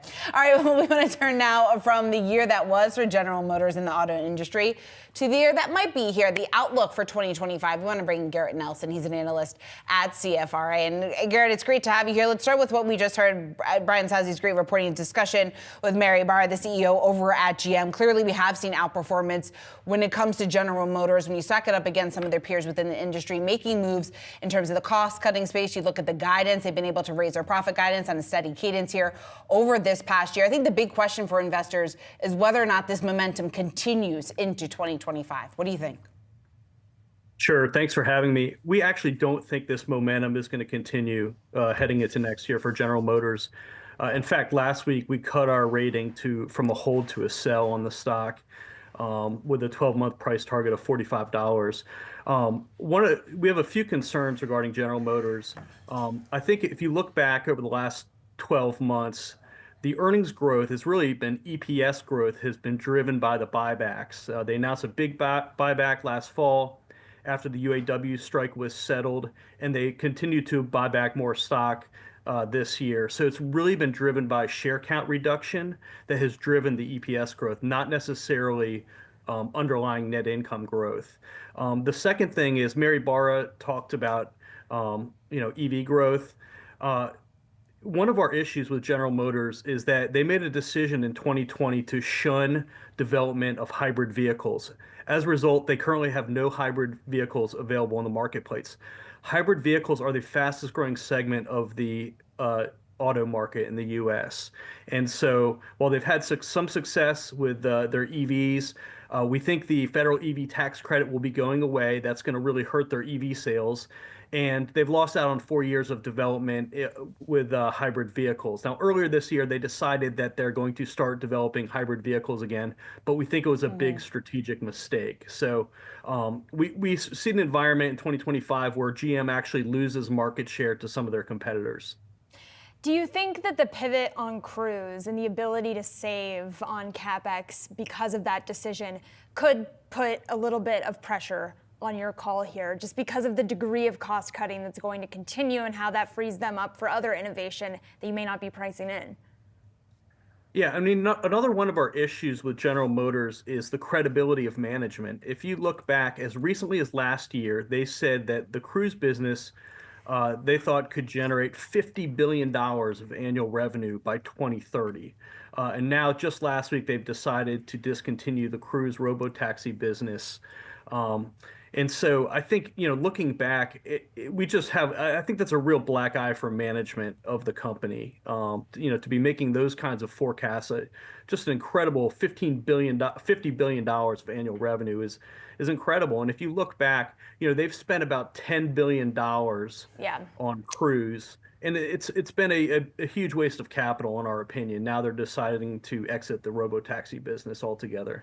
Yeah, but it looks like at least some of the strategy that they have laid out, at least over the last year, is resonating clearly with investors when you got a stock up just about 43%. Garrett, let's talk about another name that's obviously garners a lot of the attention within the industry, and that is Tesla. We've gotten more bullish calls out this week. Dan Ives over at Wedbush being one of those, just talking about the new market cap milestone that we could see here from Tesla in the new year. I'm not sure you're totally on board with this. What are some of your biggest concerns when it comes to Tesla in 2025? No, so we are on board. We have a buy rating on the stock. We had been at a hold. We went to a buy the day after the election, and since then, the stock is up almost 90% in just a little over a month. It's been, about 6 weeks. It's been an incredible run for the stock. I think the stock is pricing in a much easier regulatory environment for autonomous driving. And we think Tesla has the best technology out there, and they're really going to be the biggest winner from that. We've heard the President-elect Trump transition team talk about how that's one of the number one priorities of the U.S. Department of Transportation is easing the regulatory framework to make autonomous vehicles a reality. And so that's really the future of Tesla. And if they succeed in doing that, that unleashes a enormous market opportunity for Tesla. And in the meantime, they continue to improve the full self-driving product. Version 13 just recently launched with significant improvements over the prior version. You're really seeing their efforts incorporating AI into their development has really improved the product over the last year or two. So we continue to like the stock. Garrett, the reason why I said that you weren't really on board was when it comes to the first thing that you have in your prediction list is that it's going to fall short of its 2025 vehicle sales growth guidance. And not just fall short. You see volumes growing only 10 to 15%, which is about half as strong as the guidance. Why then are you not more concerned about that? Yeah, so that's one of our predictions. The report we put out a couple weeks ago is that Tesla will fall short of this 2025 vehicle sales growth guidance of 20 to 30%.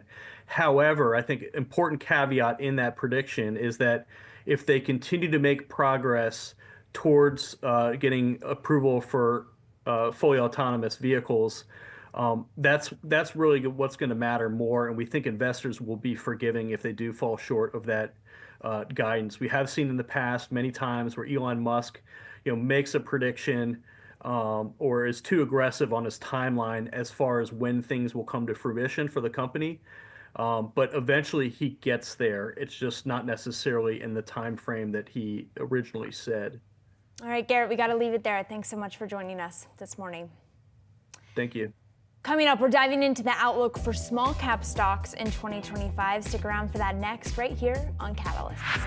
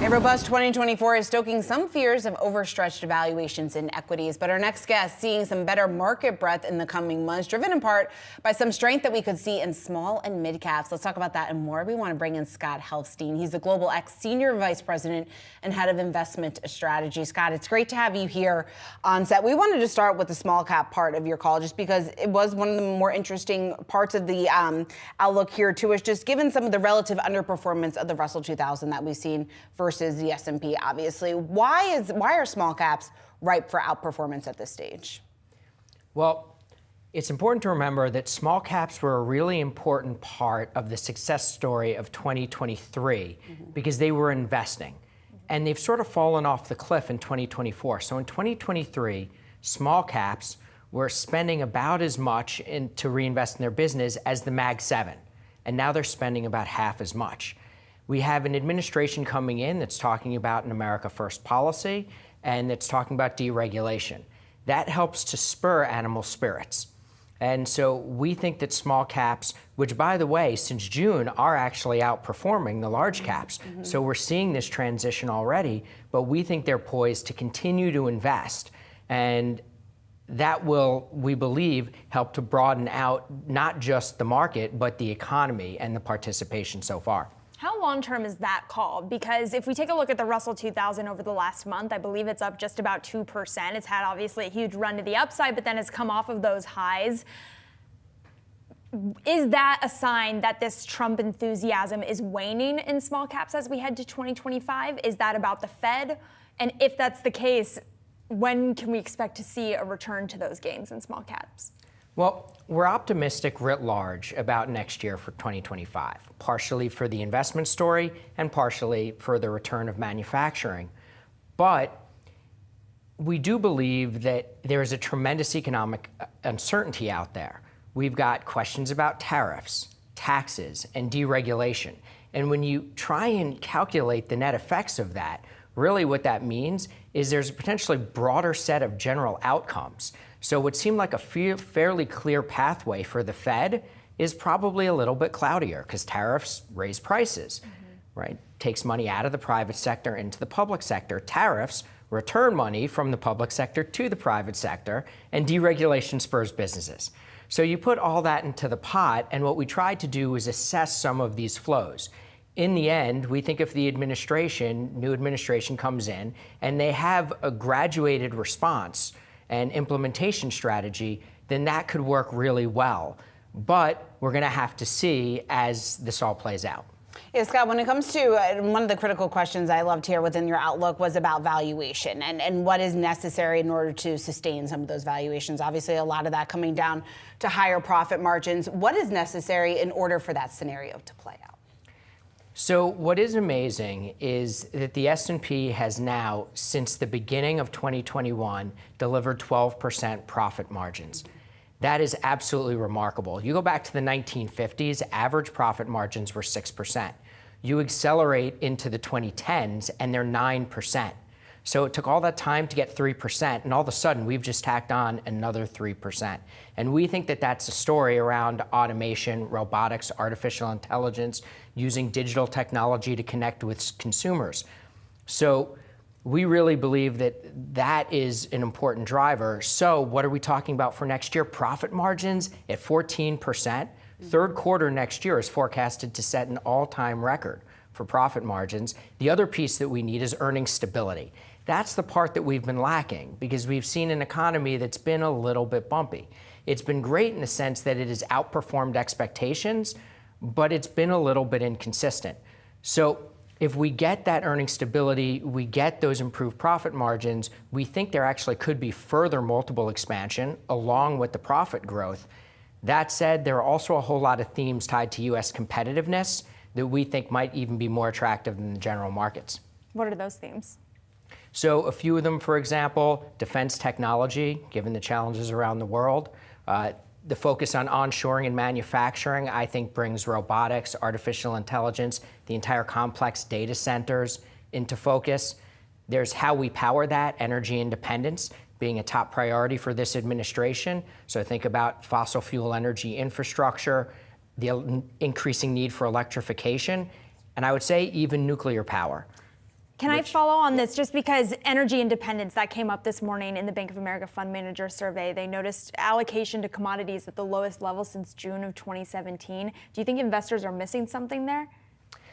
Well, I think that there is a push and pull in terms of the traditional energy market and the future needs. And so right now there's concerns around China. I think there's also a sense perhaps that given the geopolitical challenges around the world, energy prices are a little bit of a pivot point that might actually sort of push people in different directions with regards to issues around Russia and Iran. And so if we move that out and we think about the long-term trends, there's absolutely no question, whether it's electric vehicles, whether it's artificial intelligence and data centers, that we need more electricity.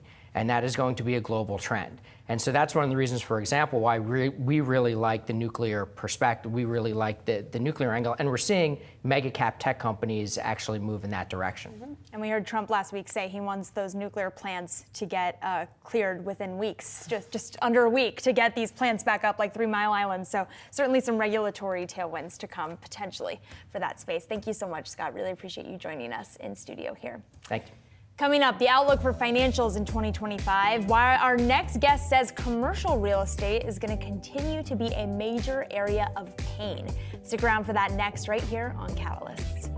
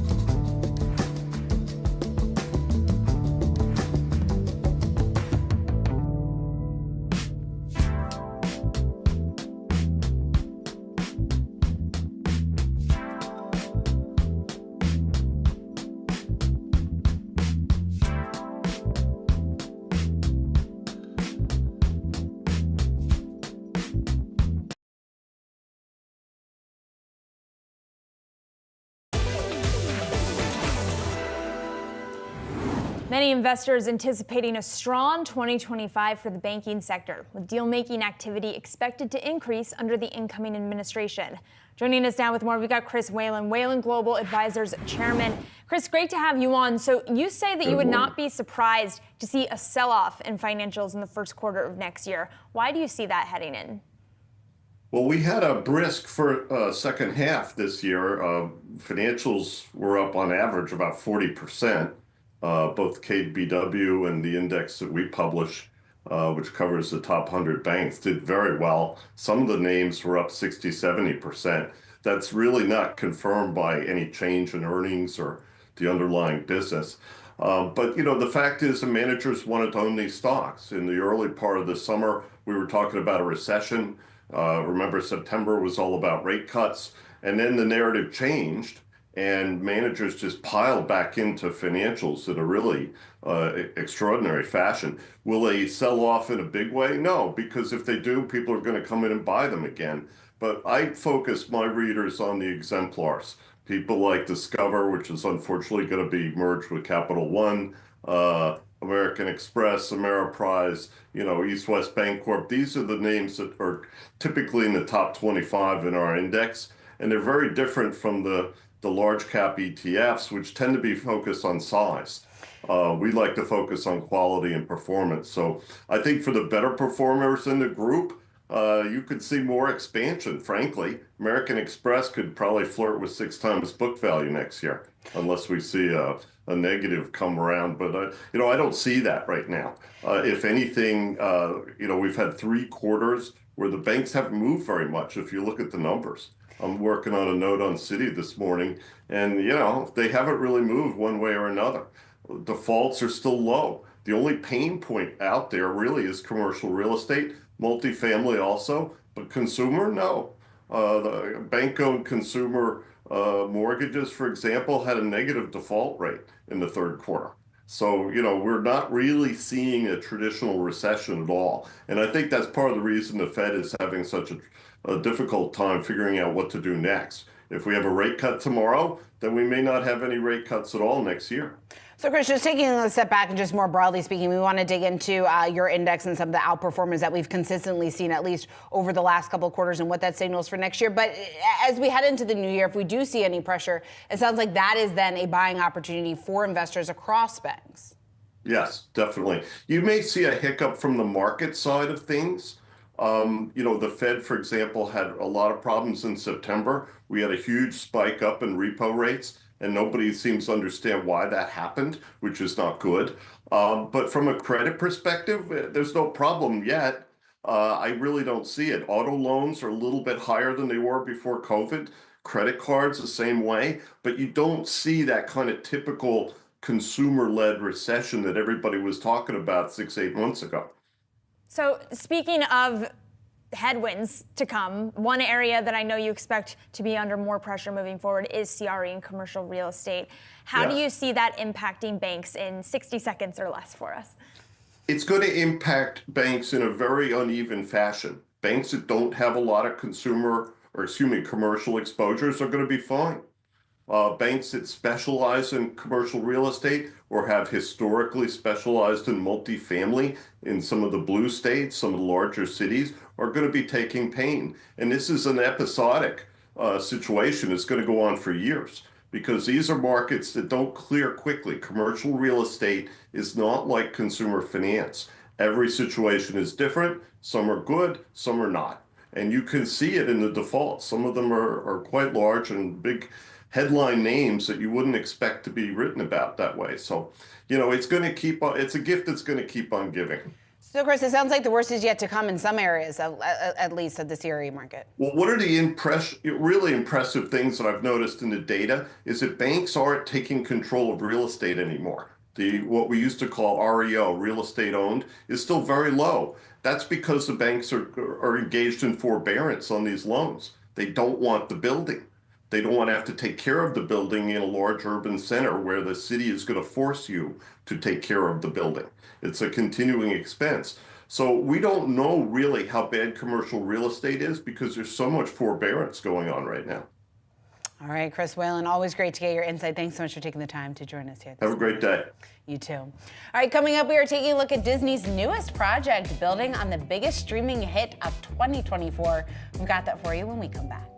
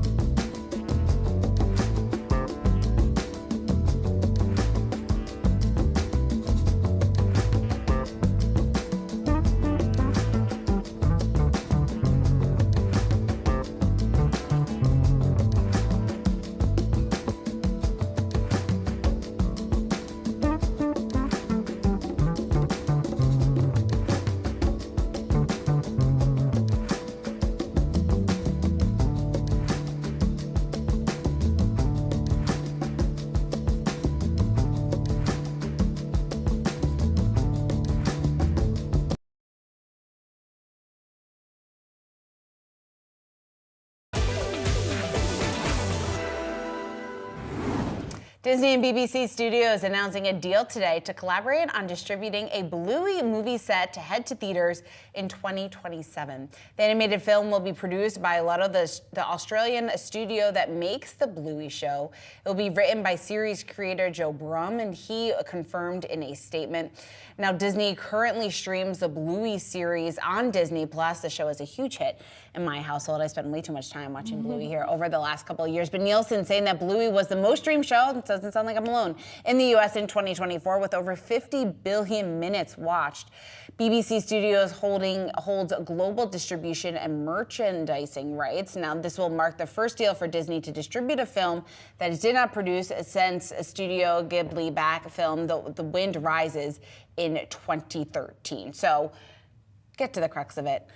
We're going to have a Bluey movie. And the significance of this is just how many people watch this show, what big of a hit this would potentially be for BBC and Disney. It's a very cute show. I know a lot of parents enjoy watching it alongside their children. So given that, I would think that this would be a huge hit here in the years to come. And it sounds like it has this, I was saying to you, strong emotional core, which is interesting. I have never watched the show yet. I'm not a parent yet, but at some point in my life, I expect to be watching Bluey in my household as well. I thought it was interesting, too, kind of the success story for Bluey. As you mentioned, the billions of viewers that have watched the show, but they had a longer form special called The Sign that had over 10 million viewers across the world. So not only a hit stateside, but also globally. Perhaps it's a bit of an international play as well and has driven revenue for BBC as well. So interesting to see it have such an international audience, especially given the creators from Australia. I mean, it's everywhere. Exactly, yeah, and it's a very, very cute show. I got to tell my kids about it tonight when I get home. They will be excited. There you Although go. They're going to have to wait a couple of years, so maybe I'm not going to tell them Right, just yet. exactly. All right, Too much anticipation.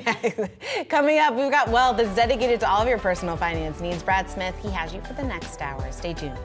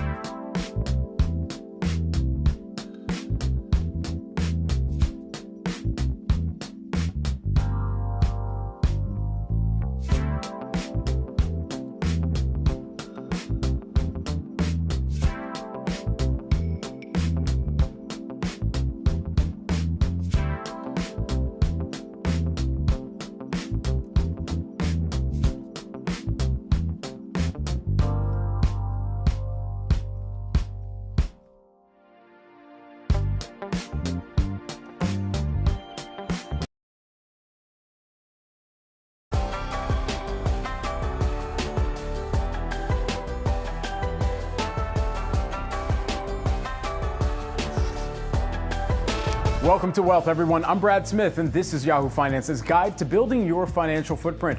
Our community of experts will give you the resources, the tools, the tips, and the tricks that you need to grow your business. Hey, on today's show, we'll dig into the latest market action and talk to a financial advisor who says it's a good time to invest in domestic companies.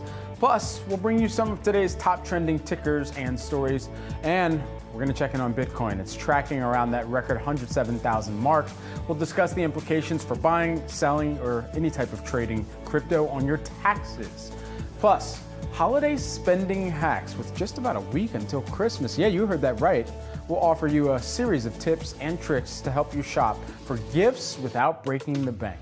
All that and much more coming up during today's hour. But first, we take a look at some of the market action. 90 minutes into the trading day, major averages pulling back here as the Fed begins its two-day policy meeting. Markets pricing in a 25 basis point rate cuts to come tomorrow once that two-day meeting concludes. Joining me now, we've got Liz Miller, Summit Place Financial Advisors founder and president. Liz, good to have you here with us. What are you expecting from the Fed as we head into 2025 on the decision and the tenor that they could cast? Thanks. I think, as you said, the market's already discounting a 25 basis point cut. That's a quarter of a point tomorrow, widely expected. And I don't think there's going to be a surprise there. But going forward, that's what we're all really focused on. Where we start getting, a mix of outlooks is, will they cut again in January? And more we're thinking they're going to stay put. They're going to wait and see what the new administration does. And tomorrow we'll be looking for some clue of that in the comments from our Chairman Powell. And so within that, what do you think that this market could hear from Fed Chair Powell and ultimately really try to get a sense of where we could see cadence cuts next year or where there could be a pause that the Fed might be mulling? This Federal Reserve has really always focused on data. If we look at the comments time and time again by the different presidents, regional presidents of the Fed, as well as the Federal Open Market Committee, we hear them saying we're going to be data driven, we're going to watch the data. So that's what I expect in the commentary tomorrow. But I think what we'll hear is something nuanced, like things are imbalanced right now. That's a very typical word to use, balance, in that report, and that they're going to be watching for signs that lean it either way. So I think we're going to hear that the current situation is in balance and they're going to be data driven going into 2025.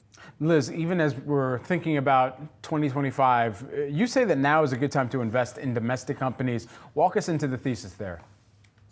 Well, we're seeing just every way we turn, we're seeing increasing global weakness. This week out of Europe, really struggling GDP reports, negative from Germany. It looks like the continent is really struggling to find any growth at all, and we don't see a catalyst to change that going forward. They've been ahead of us in lowering their interest rates, and yet they're still struggling to find growth. When we turn to Asia, we know China is the same.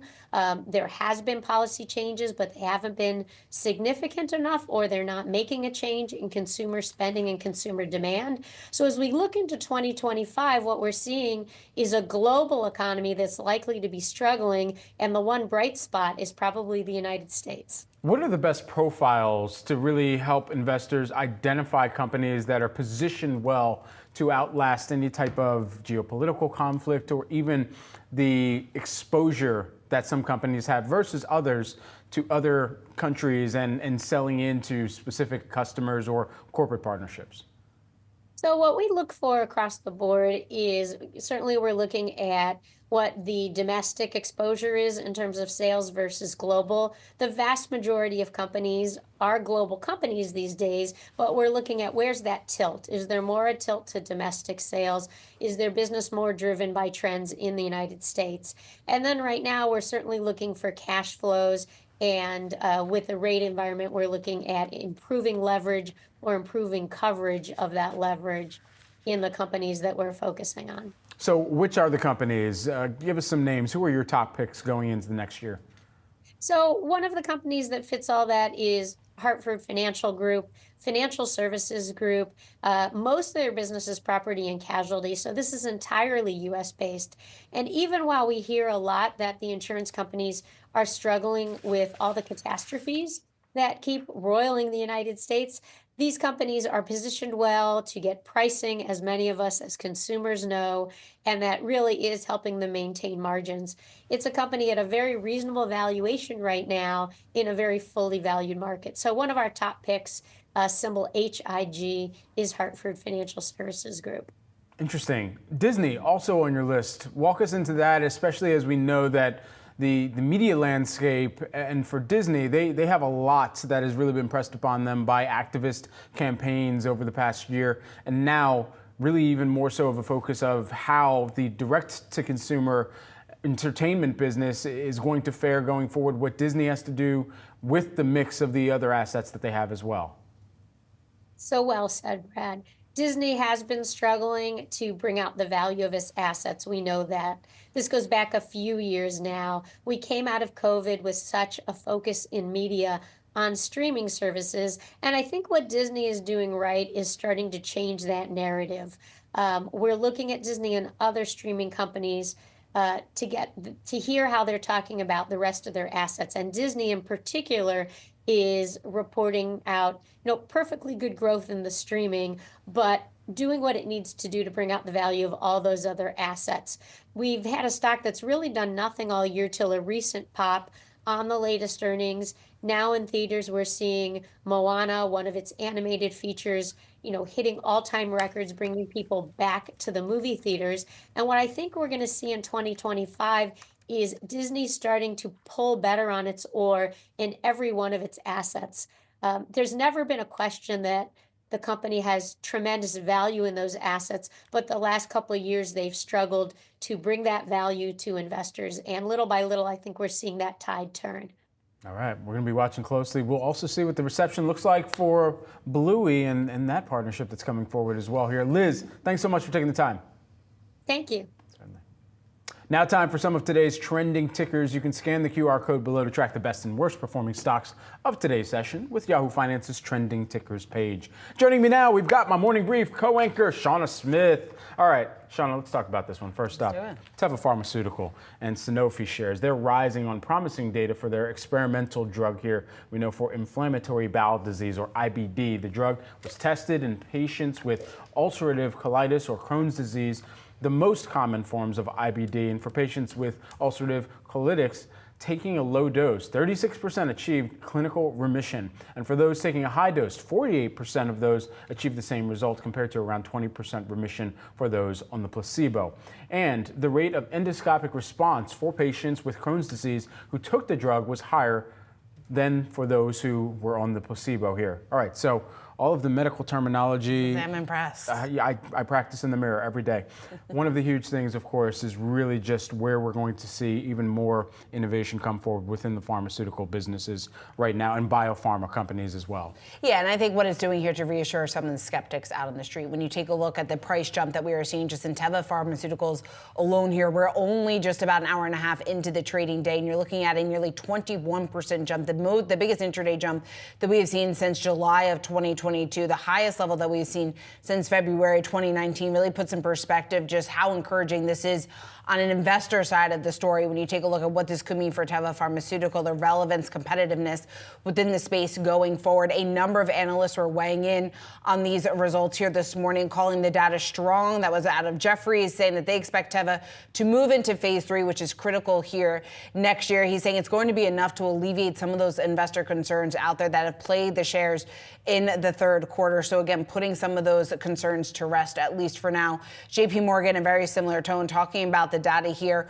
from this trial, that it's going to be well received by investors. Clearly it is, but also adding that the trial results are close to our best case scenario for the update. And I think that is real critical here when you're trying to figure out just why we are seeing such a significant move to the upside. This was almost a best case scenario, at least on the investor side of the story. Obviously very encouraging on the medical side of the story as well. But the investor side of the story, we're seeing a clear reaction and some of that excitement on the heels of this and what exactly this means then for Teva on a competitive landscape here in 2025. Absolutely. We're tracking another company here today as well in Cloudflare, getting an upgrade to buy from hold at Stifel. Price target now $136. That's nearly 19% upside from Monday's close. Analyst Adam Borg is citing a number of reasons to be optimistic, including high quality leadership appointments, continued sales, productivity improvements, and AI momentum here. Shauna, shares moving higher for Cloudflare, ticker symbol NET, up by about 2.4% right now. Yeah, we just had their chief technology officer actually on the show not too long ago talking about some of the driving points, at least he sees within his business when we talk about AI adoption, some of the driving factors here going forward. But at least when it comes to this upgrade here from Stifel, the buy rating, a price target of 136, a lot of this is just based on improvement in execution, something that they have proven here when you talk about some of the outperformance that we have seen for the company as of late. They talk a lot about the total addressable market. They see sustained growth confidence within the company. Just what exactly that looks like, it's actually pretty staggering when you take a look at these numbers. They're expected to maintain that 25 to 30% year over year top line growth. Obviously something that is very welcomed here by the street. They also see a focus here on improving profitability alongside that strong revenue growth here in terms of that long-term potential, increasing confidence in their ability to deliver that consistent upside here to financial estimates in the coming years, something that the street has grown a bit accustomed to here over the last couple of quarters. So again, a very bullish call here coming out from Stifel. You're looking at Cloudflare shares move to the upside here this morning. All right, we're going to continue to track both of these companies going on into the rest of today's session. Shauna, you did it again. You delivered. Thank you. Thanks so much. Appreciate it. New data from S&P Dow Jones Indices shows that buybacks in the third quarter rose 22% from a year ago. Is that a good thing or a bad thing for you, the investor? Well, let's dig in. A stock buyback is when a company purchases its own outstanding shares on the stock market. Companies do this for a range of reasons, including, but not limited to, showing confidence in the business outlook, to equity market participants who are out there, or even to safeguard against activist campaigns by purchasing shares to increase voting power. The reasons are plentiful and often good for investors. When a company buys back outstanding shares, they are reducing the number of shares available on the market. That means there is less supply. So reducing the supply of shares actually means what you currently have is worth more. You own a larger piece of the company overall since there are fewer shares. And by reducing the supply of shares, the company's profits or earnings per share are spread over a smaller supply. And this results in a boost to earnings. So the simple equation there, earnings per share equals net income minus preferred dividends divided by shares outstanding. So ultimately, when a company does a buyback, this results in more value to shareholders. Coming up, Bitcoin trading just under that $107,000 level. We'll talk about what holders of the cryptocurrency need to know about the asset and their taxes.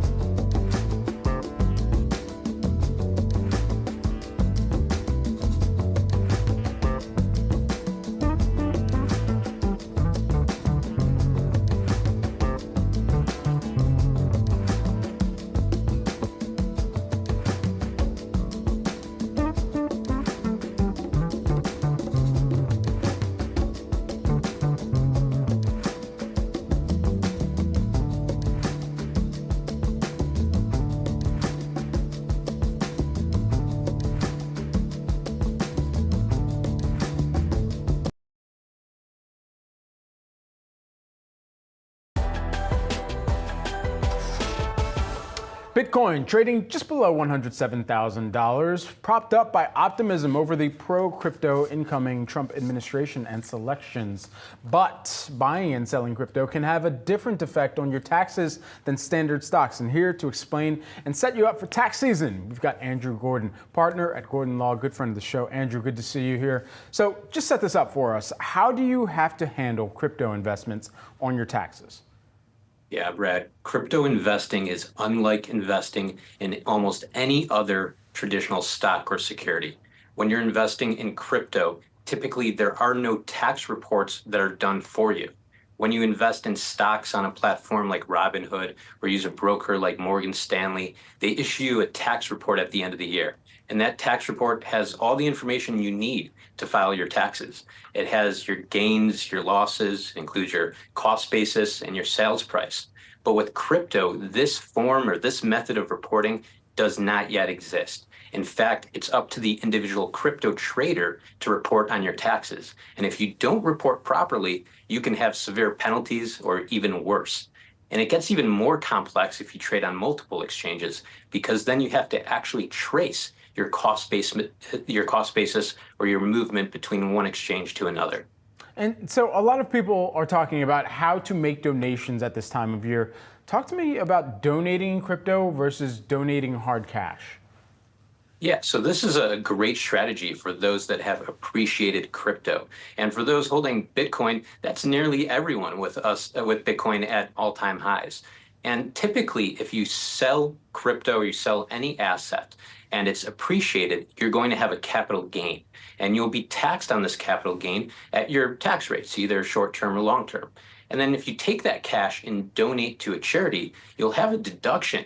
But the deduction for the donation will offset the gains, and you'll be far less better off than if you just were able to donate the actual asset itself.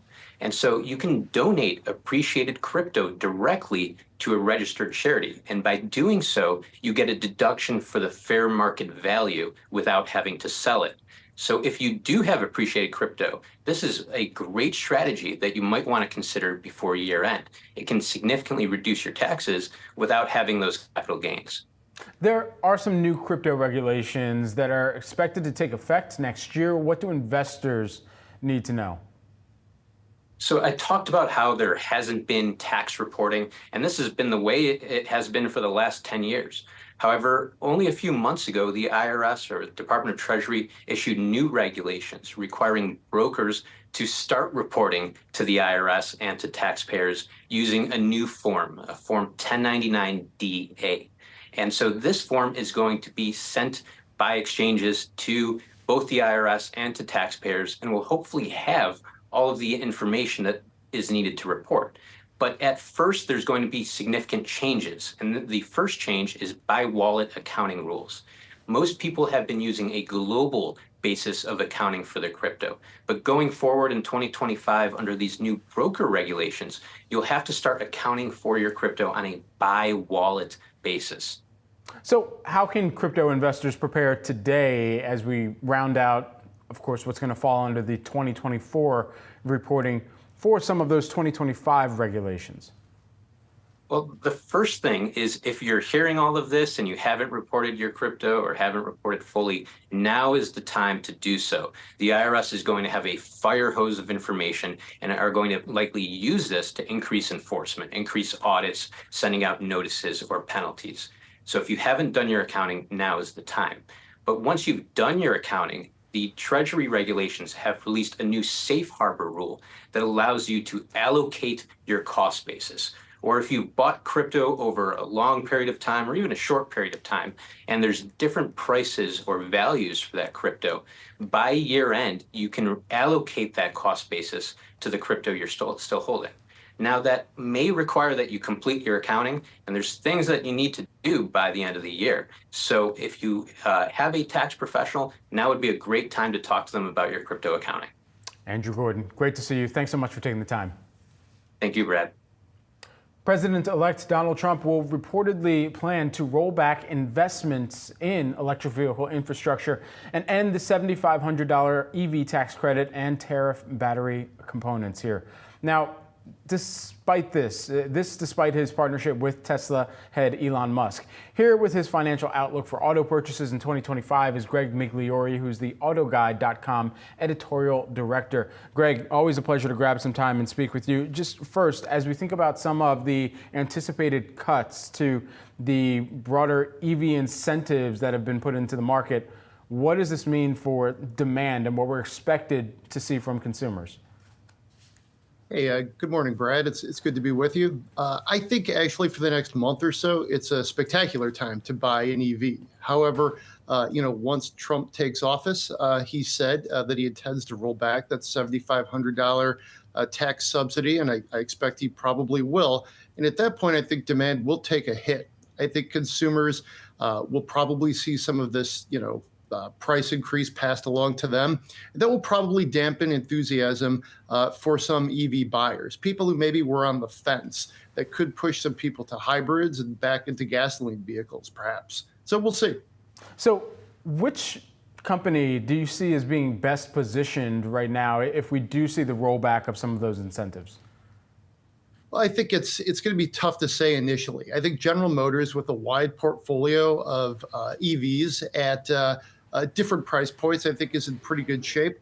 I think Ford has steered very hard into hybrids, and they've been good about sort of articulating their vision for hybrids.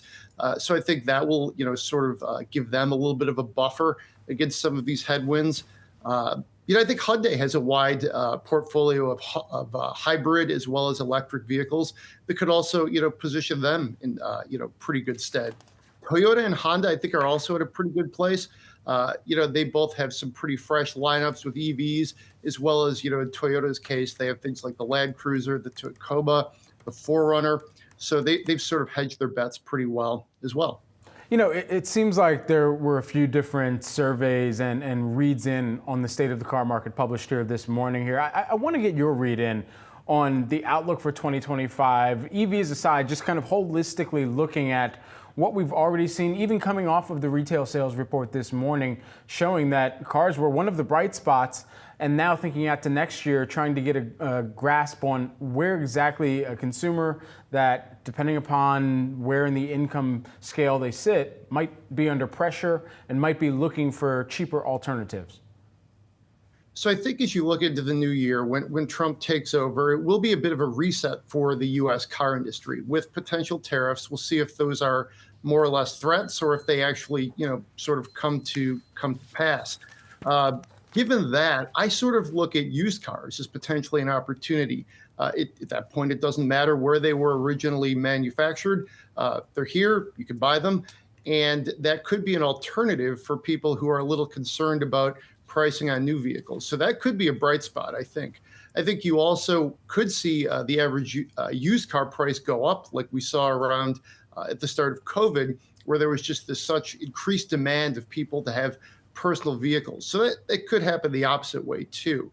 I happen to think it's actually a pretty good time to buy a car right now in particular, but also into the first half of 2025. I think credit is pretty reasonable. Inventory levels are actually pretty good for new cars. So you have a decent selection, which is something we haven't been able to really say for the last few years. There's a lot of choices out there. There's a good chance your dealer will have something in stock. And also you can look at some alternatives like online purchases, things like that. So, given all those conditions, it's a decent time to, test drive a new vehicle. If teased plans for tariffs are followed through on from the incoming Trump administration, what would that mean for the car market and ultimately pricing, especially considering what that would ultimately hold for some of the relationship between the United States, Mexico, Canada agreement? Well, it would have a chilling effect, I think, on prices. I think there's no doubt prices would go up if these tariffs, sort of as we've learned about, went into place. There's no way around it. It would increase the cost for automakers who would sort of be forced to pass that along to consumers. I think there might be ways for them to moderate that for certain vehicles, which maybe are already priced a little bit more. But a lot of vehicles, very popular vehicles like the Chevy Equinox, the new Dodge Charger Daytona EV, the Toyota Tacoma are built in Canada. They're built in Mexico. The last 30 years of NAFTA has really created this sort of wide open North American free trade, obviously, as the name implies. And that's allowed vehicles to be strategically positioned in different locations. So if obviously that happens, some very popular vehicles would get more expensive.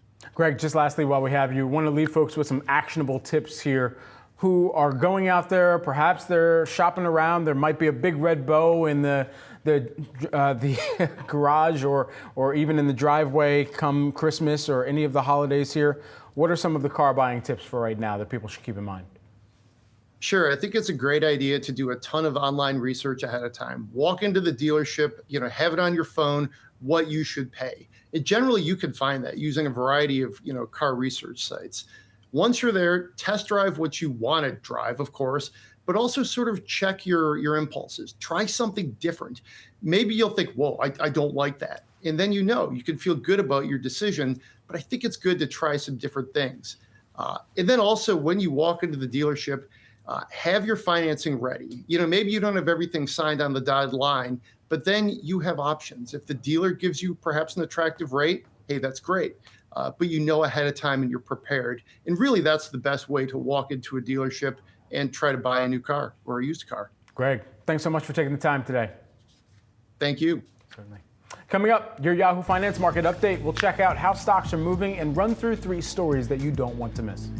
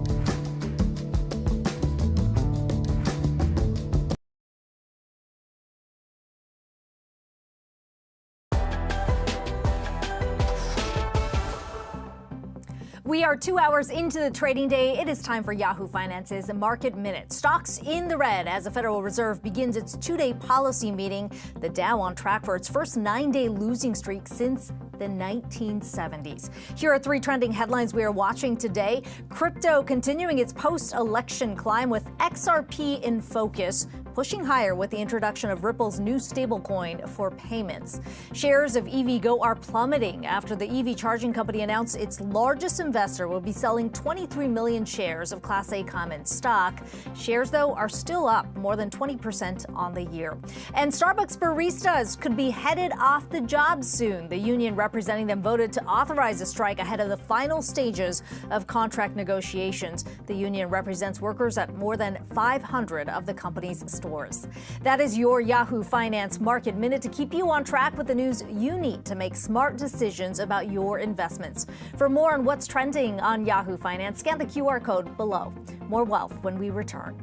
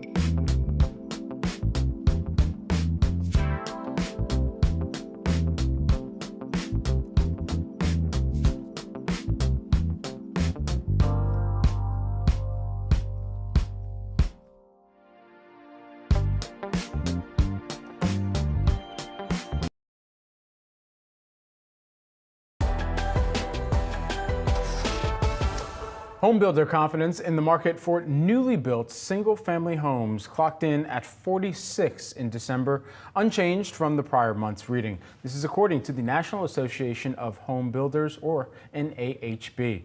But the component that measures sales expectations in the next 6 months rose 3 points to 66, the highest level since April of 2022. Here to dig into the data is Jim Tobin, CEO of the National Association of Home Builders. Jim, good to have you back on the program here with us. Just want to get your read in here on the housing market. Well, good morning, Brad. Thanks for having me. Yeah, so interestingly, not that we saw an unchanged number between November and the December reading. A little surprising in the sense that, post-election, we saw a bump in some of the respondents. So I think it speaks to the fact that while the political climate for the respondents may be looking a little up, especially when you look at what the stock market's done over the last month since the election, I still think we're, interest rates, whether the Fed, even though we anticipate the Fed will cut that quarter point tomorrow, what future cuts look like, I still think uncertainty is keeping builder sentiment a little bit low. But you can see in those future readings, there is some optimism out there. Something that you had mentioned within the release and your team had published was the lack of buildable lots continuing to be a headwind. For how long do you anticipate that can persist? Well, I think we're going to see that certainly as we move into 2025 and into 2026. With the persistent lack of lots, or at least I'll say affordable lots, really that's the lifeblood of the industry is land. You add on to labor and of course regulations and NIMBYism, and you have the makings for a difficult housing market moving forward. But I think if we look at ways that we can release those lots, I think that is the one thing I would ask local governments to do is we get ready for what I think is going to be a golden age of housing production over the next 4 or 5 years. We really need to get those pieces of land in the pipeline now, and we need to get them in there affordably so that we can meet demand in the future. What's going to be the core catalyst that kind of drives the production of those homes, not just better homes, but also homes that can be delivered quicker as well, to make sure that we're actually kind of balancing out the supply glut right now? Well, we anticipate, yeah, sure. We anticipate that demand will start to come back slowly in 2025, even though it's going to be bumpy. We're now forecasting mortgage rates to probably stay in the 6% band, by the end of the year. So a year from now, we should be, just above 6%.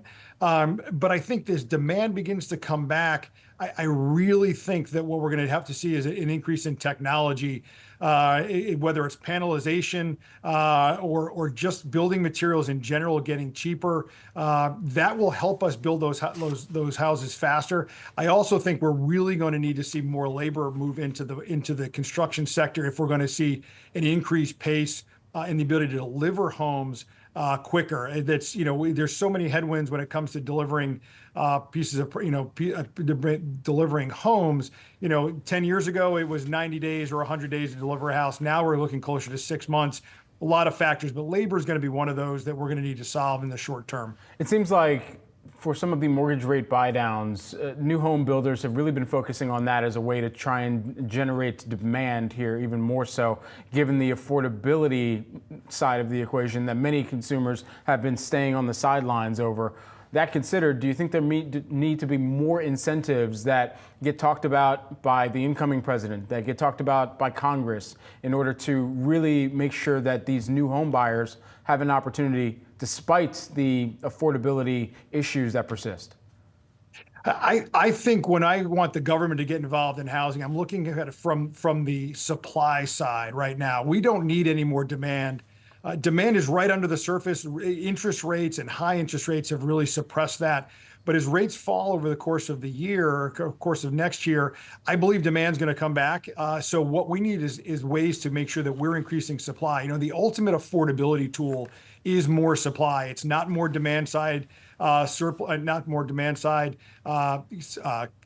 issues. It's not about tax breaks. It's not about down payment assistance. It really is about putting more product at a cheaper price, into the marketplace. And that is really what's going to drive down houses and increase the affordability and bring more people into the market. Plus, as rates fall, I think we're going to hopefully see the existing housing market start to unwind a little bit. So many people were rate locked with their 3 or 4% mortgages. As rates fall, I think people are going to start taking a chance on economic activity, and that really will help that whole churn in the marketplace and not just focus on new homes. Jim, thanks so much for taking the time. Always a pleasure to speak with you and get some more context on the reading here. Thank you. The American dream now costs $4.4 million. That's according to Investopedia, and breaking that down works out to $1.6 million in retirement, over $800,000 for a new car, nearly $1 million for a new home, over $800,000 to raise 2 children and put them through college, $180,000 for annual vacations, and oh yeah, at least $8,000 for your funeral and more here. According to the report, the cost of the American dream is over $2 million more than what the average college-educated American makes in their career. So how can you get your reality to match the dream? Joining me now, we've got John and David Ottenschneider, who are the debt-free guys and hosts of the Living Not So Fabulously podcasts. Great to have you back on set here with us today. Let's talk about this a little bit more, because you guys actually recommend the Wealth Builders Pyramid here to help bridge the gap between the dream and the reality. Can you break down what that pyramid is for us? Yeah, exactly. Sure. Yeah, so basically what we believe is that in the world we live in today, you can no longer make it on one income stream. And we believe that the pyramid is basically having 3 income streams, especially for those of us who are closer to retirement or in retirement, and that is a stock portfolio, a real estate portfolio, and a small business. And each of those would supply 50% of your living expenses. Now you may be saying to yourself, 50% plus 50% plus 50%, well, that's 150%.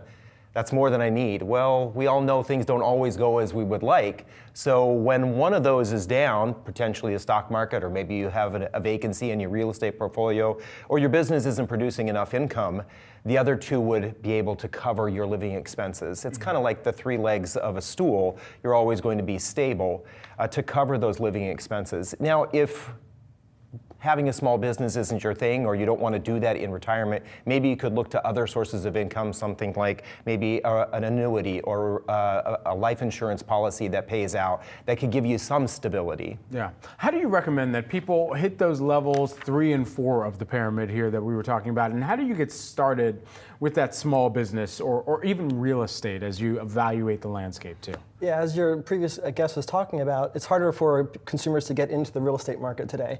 So there's a couple strategies that you can consider. One of them is house hacking.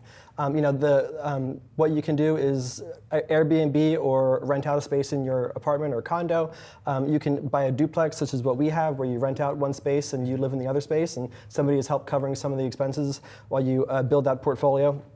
Another thing is the storage industry is a $4 billion a year industry, and you can tap into that by Facebook Marketplace or Google Marketplace and put your attic, your garage space, or your basement space on the market to rent out for people who need storage space. Interesting. Okay. All right. Cool. I'm going to start looking at just spare spaces within my apartment, just a little bit differently. I don't have a ton of it in New York, though. Yeah. David and John, thanks so much for taking the time. And everyone, if you want to catch more of the debt-free guys, you can check out their podcast, Living Not So Fabulously, every Wednesday, 12 p.m. Eastern on Yahoo Finance or wherever you get your podcasts.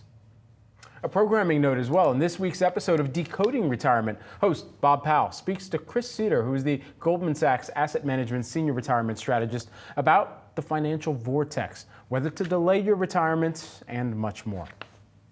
People feel as though that they're behind in their savings. Like their answer is, well, I'm just going to have to work longer. The problem, and we see this again through our survey results, and this has been consistent over the last several years, is that 50% of people actually retire before that they planned, and very few people, like order of magnitude 3 to 4%, are actually retiring after they felt that they were initially going to need to plan to retire. So the challenge is, yes, people think that they're going to be able to work longer to shore up their finances, but the reality is if you have to retire earlier, that has a really significant impact on your ultimate retirement savings. You can catch Decoding Retirement Tuesdays at 12 p.m. Eastern Time on Yahoo Finance or wherever you get your podcasts. Coming up, I'm talking the state of luxury resale market with the CEO of Entropy. That's next on Wealth.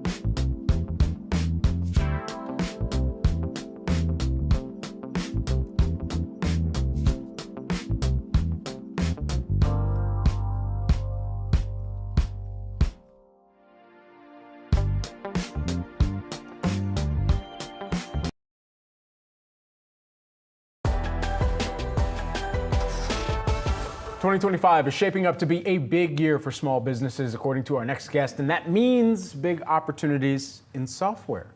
Here with more is Hello Alice co-founder and president Elizabeth Gore. Great to have you back in studio here. Having me. Let's talk about some of these small business opportunities. What are they, and how can they benefit small business? So look, there's going to be about 5 times the amount of small businesses launching in 2025 than our history. So any investments in software that's going to enable them to sell. So think of creative sellers. So Shopify is a great example of that.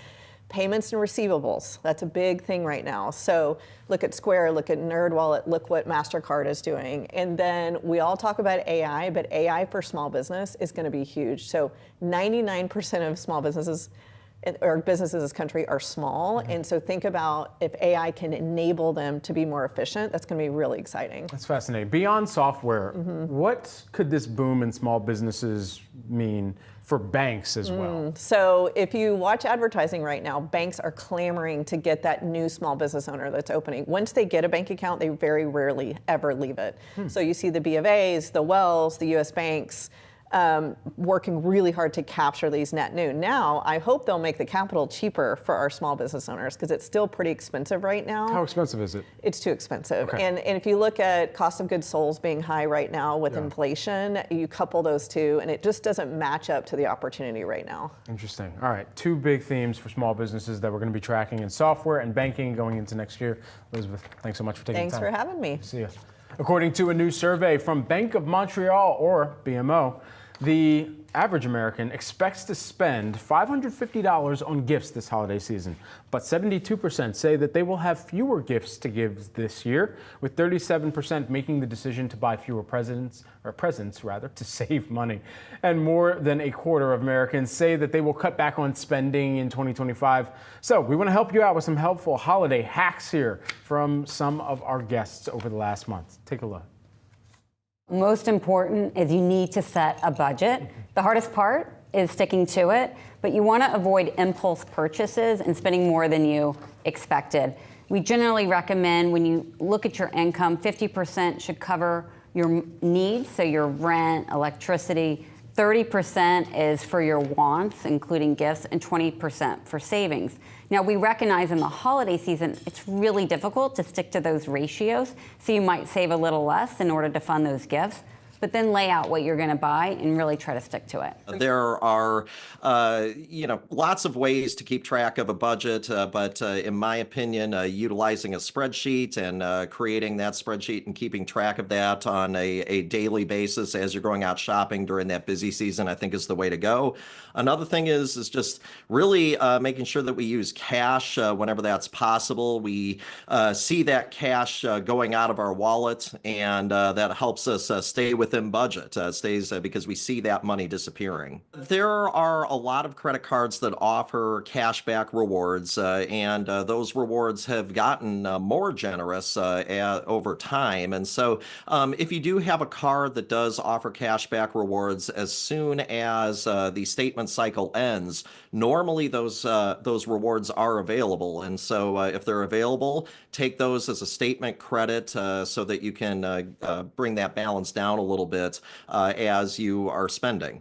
One of my favorite things to do when I'm doing any sort of holiday shopping is to leverage cashback apps like Rakuten and Honey. These are very, very simple Google Chrome extensions and apps that you can download where when you're doing any of your online shopping, they'll notify you of cash back, and they'll also notify you of any coupons that are available. So you're earning some money back on purchases you're already making, and you're also hopefully getting a discount.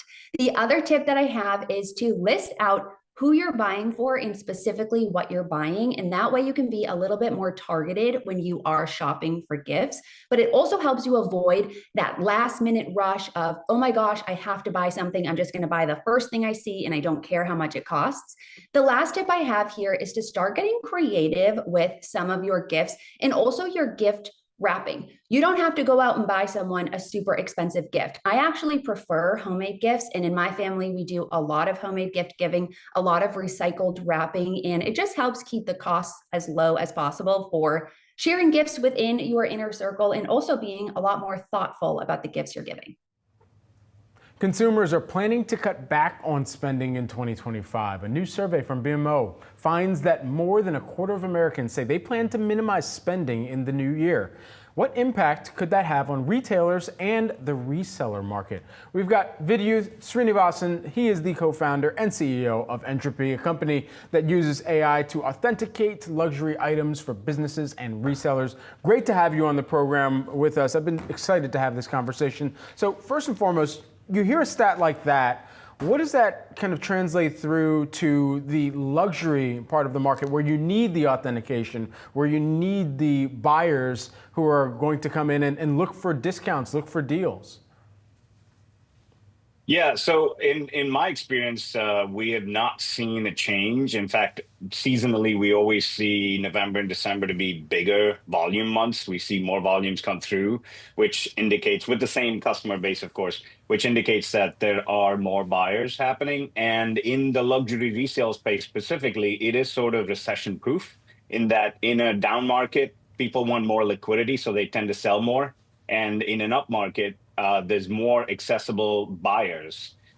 So you always end up seeing the market grow. And that's one of the reasons why it's grown double the rate of the retail luxury space. And so with that in mind, what are some of the challenges right now that you're facing within the reseller market and making sure that you're setting up the market for the next leg of growth? Well, one of the big problems, one of the perennial problems in this space is because of lack of regulation, you do have a lot of unauthorized, unethical, and straight up counterfeit sellers. So trust is one of the most important subconscious aspects of consumer purchases, especially in resale. So that's one of our main jobs is to add a strong layer of trust and peace of mind to every transaction. So I think the more businesses and sellers focus on adding layers of trust and eliminating the idea that you could be buying a fake product or buying an illicit good, is going to be paramount to ensuring the growth of both resale and retail markets. What do you think is necessary? Is it consumer protections getting ramped up, or is it the advent of more technology, artificial intelligence to safeguard against some of the counterfeits, even having the opportunity to circulate on either social media platforms or just in the web for sale? I think the latter is going really strong, and we are one of the providers of AI authentication solutions, and we work with customers in about 90 different countries. So you need great technology, but you also need distribution because counterfeiting as a problem is global. It is not restricted just to one continent or one hotspot. And the ease with which counterfeiters can distribute, especially online in today's digital era, the problem is getting worse and worse. A good example of that is the fact that our volumes have more than doubled, but the counterfeit rate has stayed the same as to how many counterfeits we detect, which tells you that there are more counterfeits out in circulation. And so I feel technology is one of the best ways to do it, but you also need distribution. All these things in mind, how can shoppers just make sure that they themselves are identifying and clearly recognizing when there's the possibility that they could be engaging with a counterfeit product or a fake? It's almost impossible for a consumer with partial knowledge to be able to make a clear determination, which is why we would ask them to rely on an Entropy certificate or look for a business that is Entropy verified. The reason being, we vet every single business we work with. So we're almost like the neighborhood watch, right? We make sure that our businesses are following ethical practices. We make sure that all of their products are authenticated by us, also because they get a financial guarantee if the item turns out to be counterfeit. So it's almost like insurance for the consumers as well as for our customers. So we'd say watch out for certificates, ask for certificates. It is important because it brings you peace of mind. It also gives you extra coverage that you wouldn't get otherwise. Just very quickly, we only have about 30 seconds. We've been talking about a lot of luxury items, but this also extends even over into counterfeit pharmaceuticals. What changes need to be made in that industry to make sure that this is not actually impacting the health of consumers at the end of the day? Yeah, no, that's a huge problem, and it's a growing problem, especially with the number of detections of counterfeit Ozempic and weight loss products. I think we need a twofold solution with collaboration and cooperation between government, private technologies, detection technologies like ourselves, and the consumer awareness. This is a huge growing problem, and the only way we can solve it is through collaboration. All right. Your State of the Fake report found that the global market for counterfeit pharmaceuticals estimated at $4.4 billion. That is a staggering figure to wrap your mind around. Vidya, thanks so much for taking the time here with us for the conversation. Appreciate it. Thanks, Brian. Let's do a final check of the markets here as we're taking a look at the major averages here in the U.S. We've got some declines across the board, fractional as they may be. The Dow is down 0.5%. The S&P 500 is down 0.33%, and the NASDAQ about the same on a percentage basis there. This is it for Wealth, everyone. I'm Brad Smith. Thank you so much for watching. Stay tuned for Market Domination today with Julie Hyman and Josh Lipton. That comes up 3 p.m. Eastern Time. I'll count you down to and through the market close.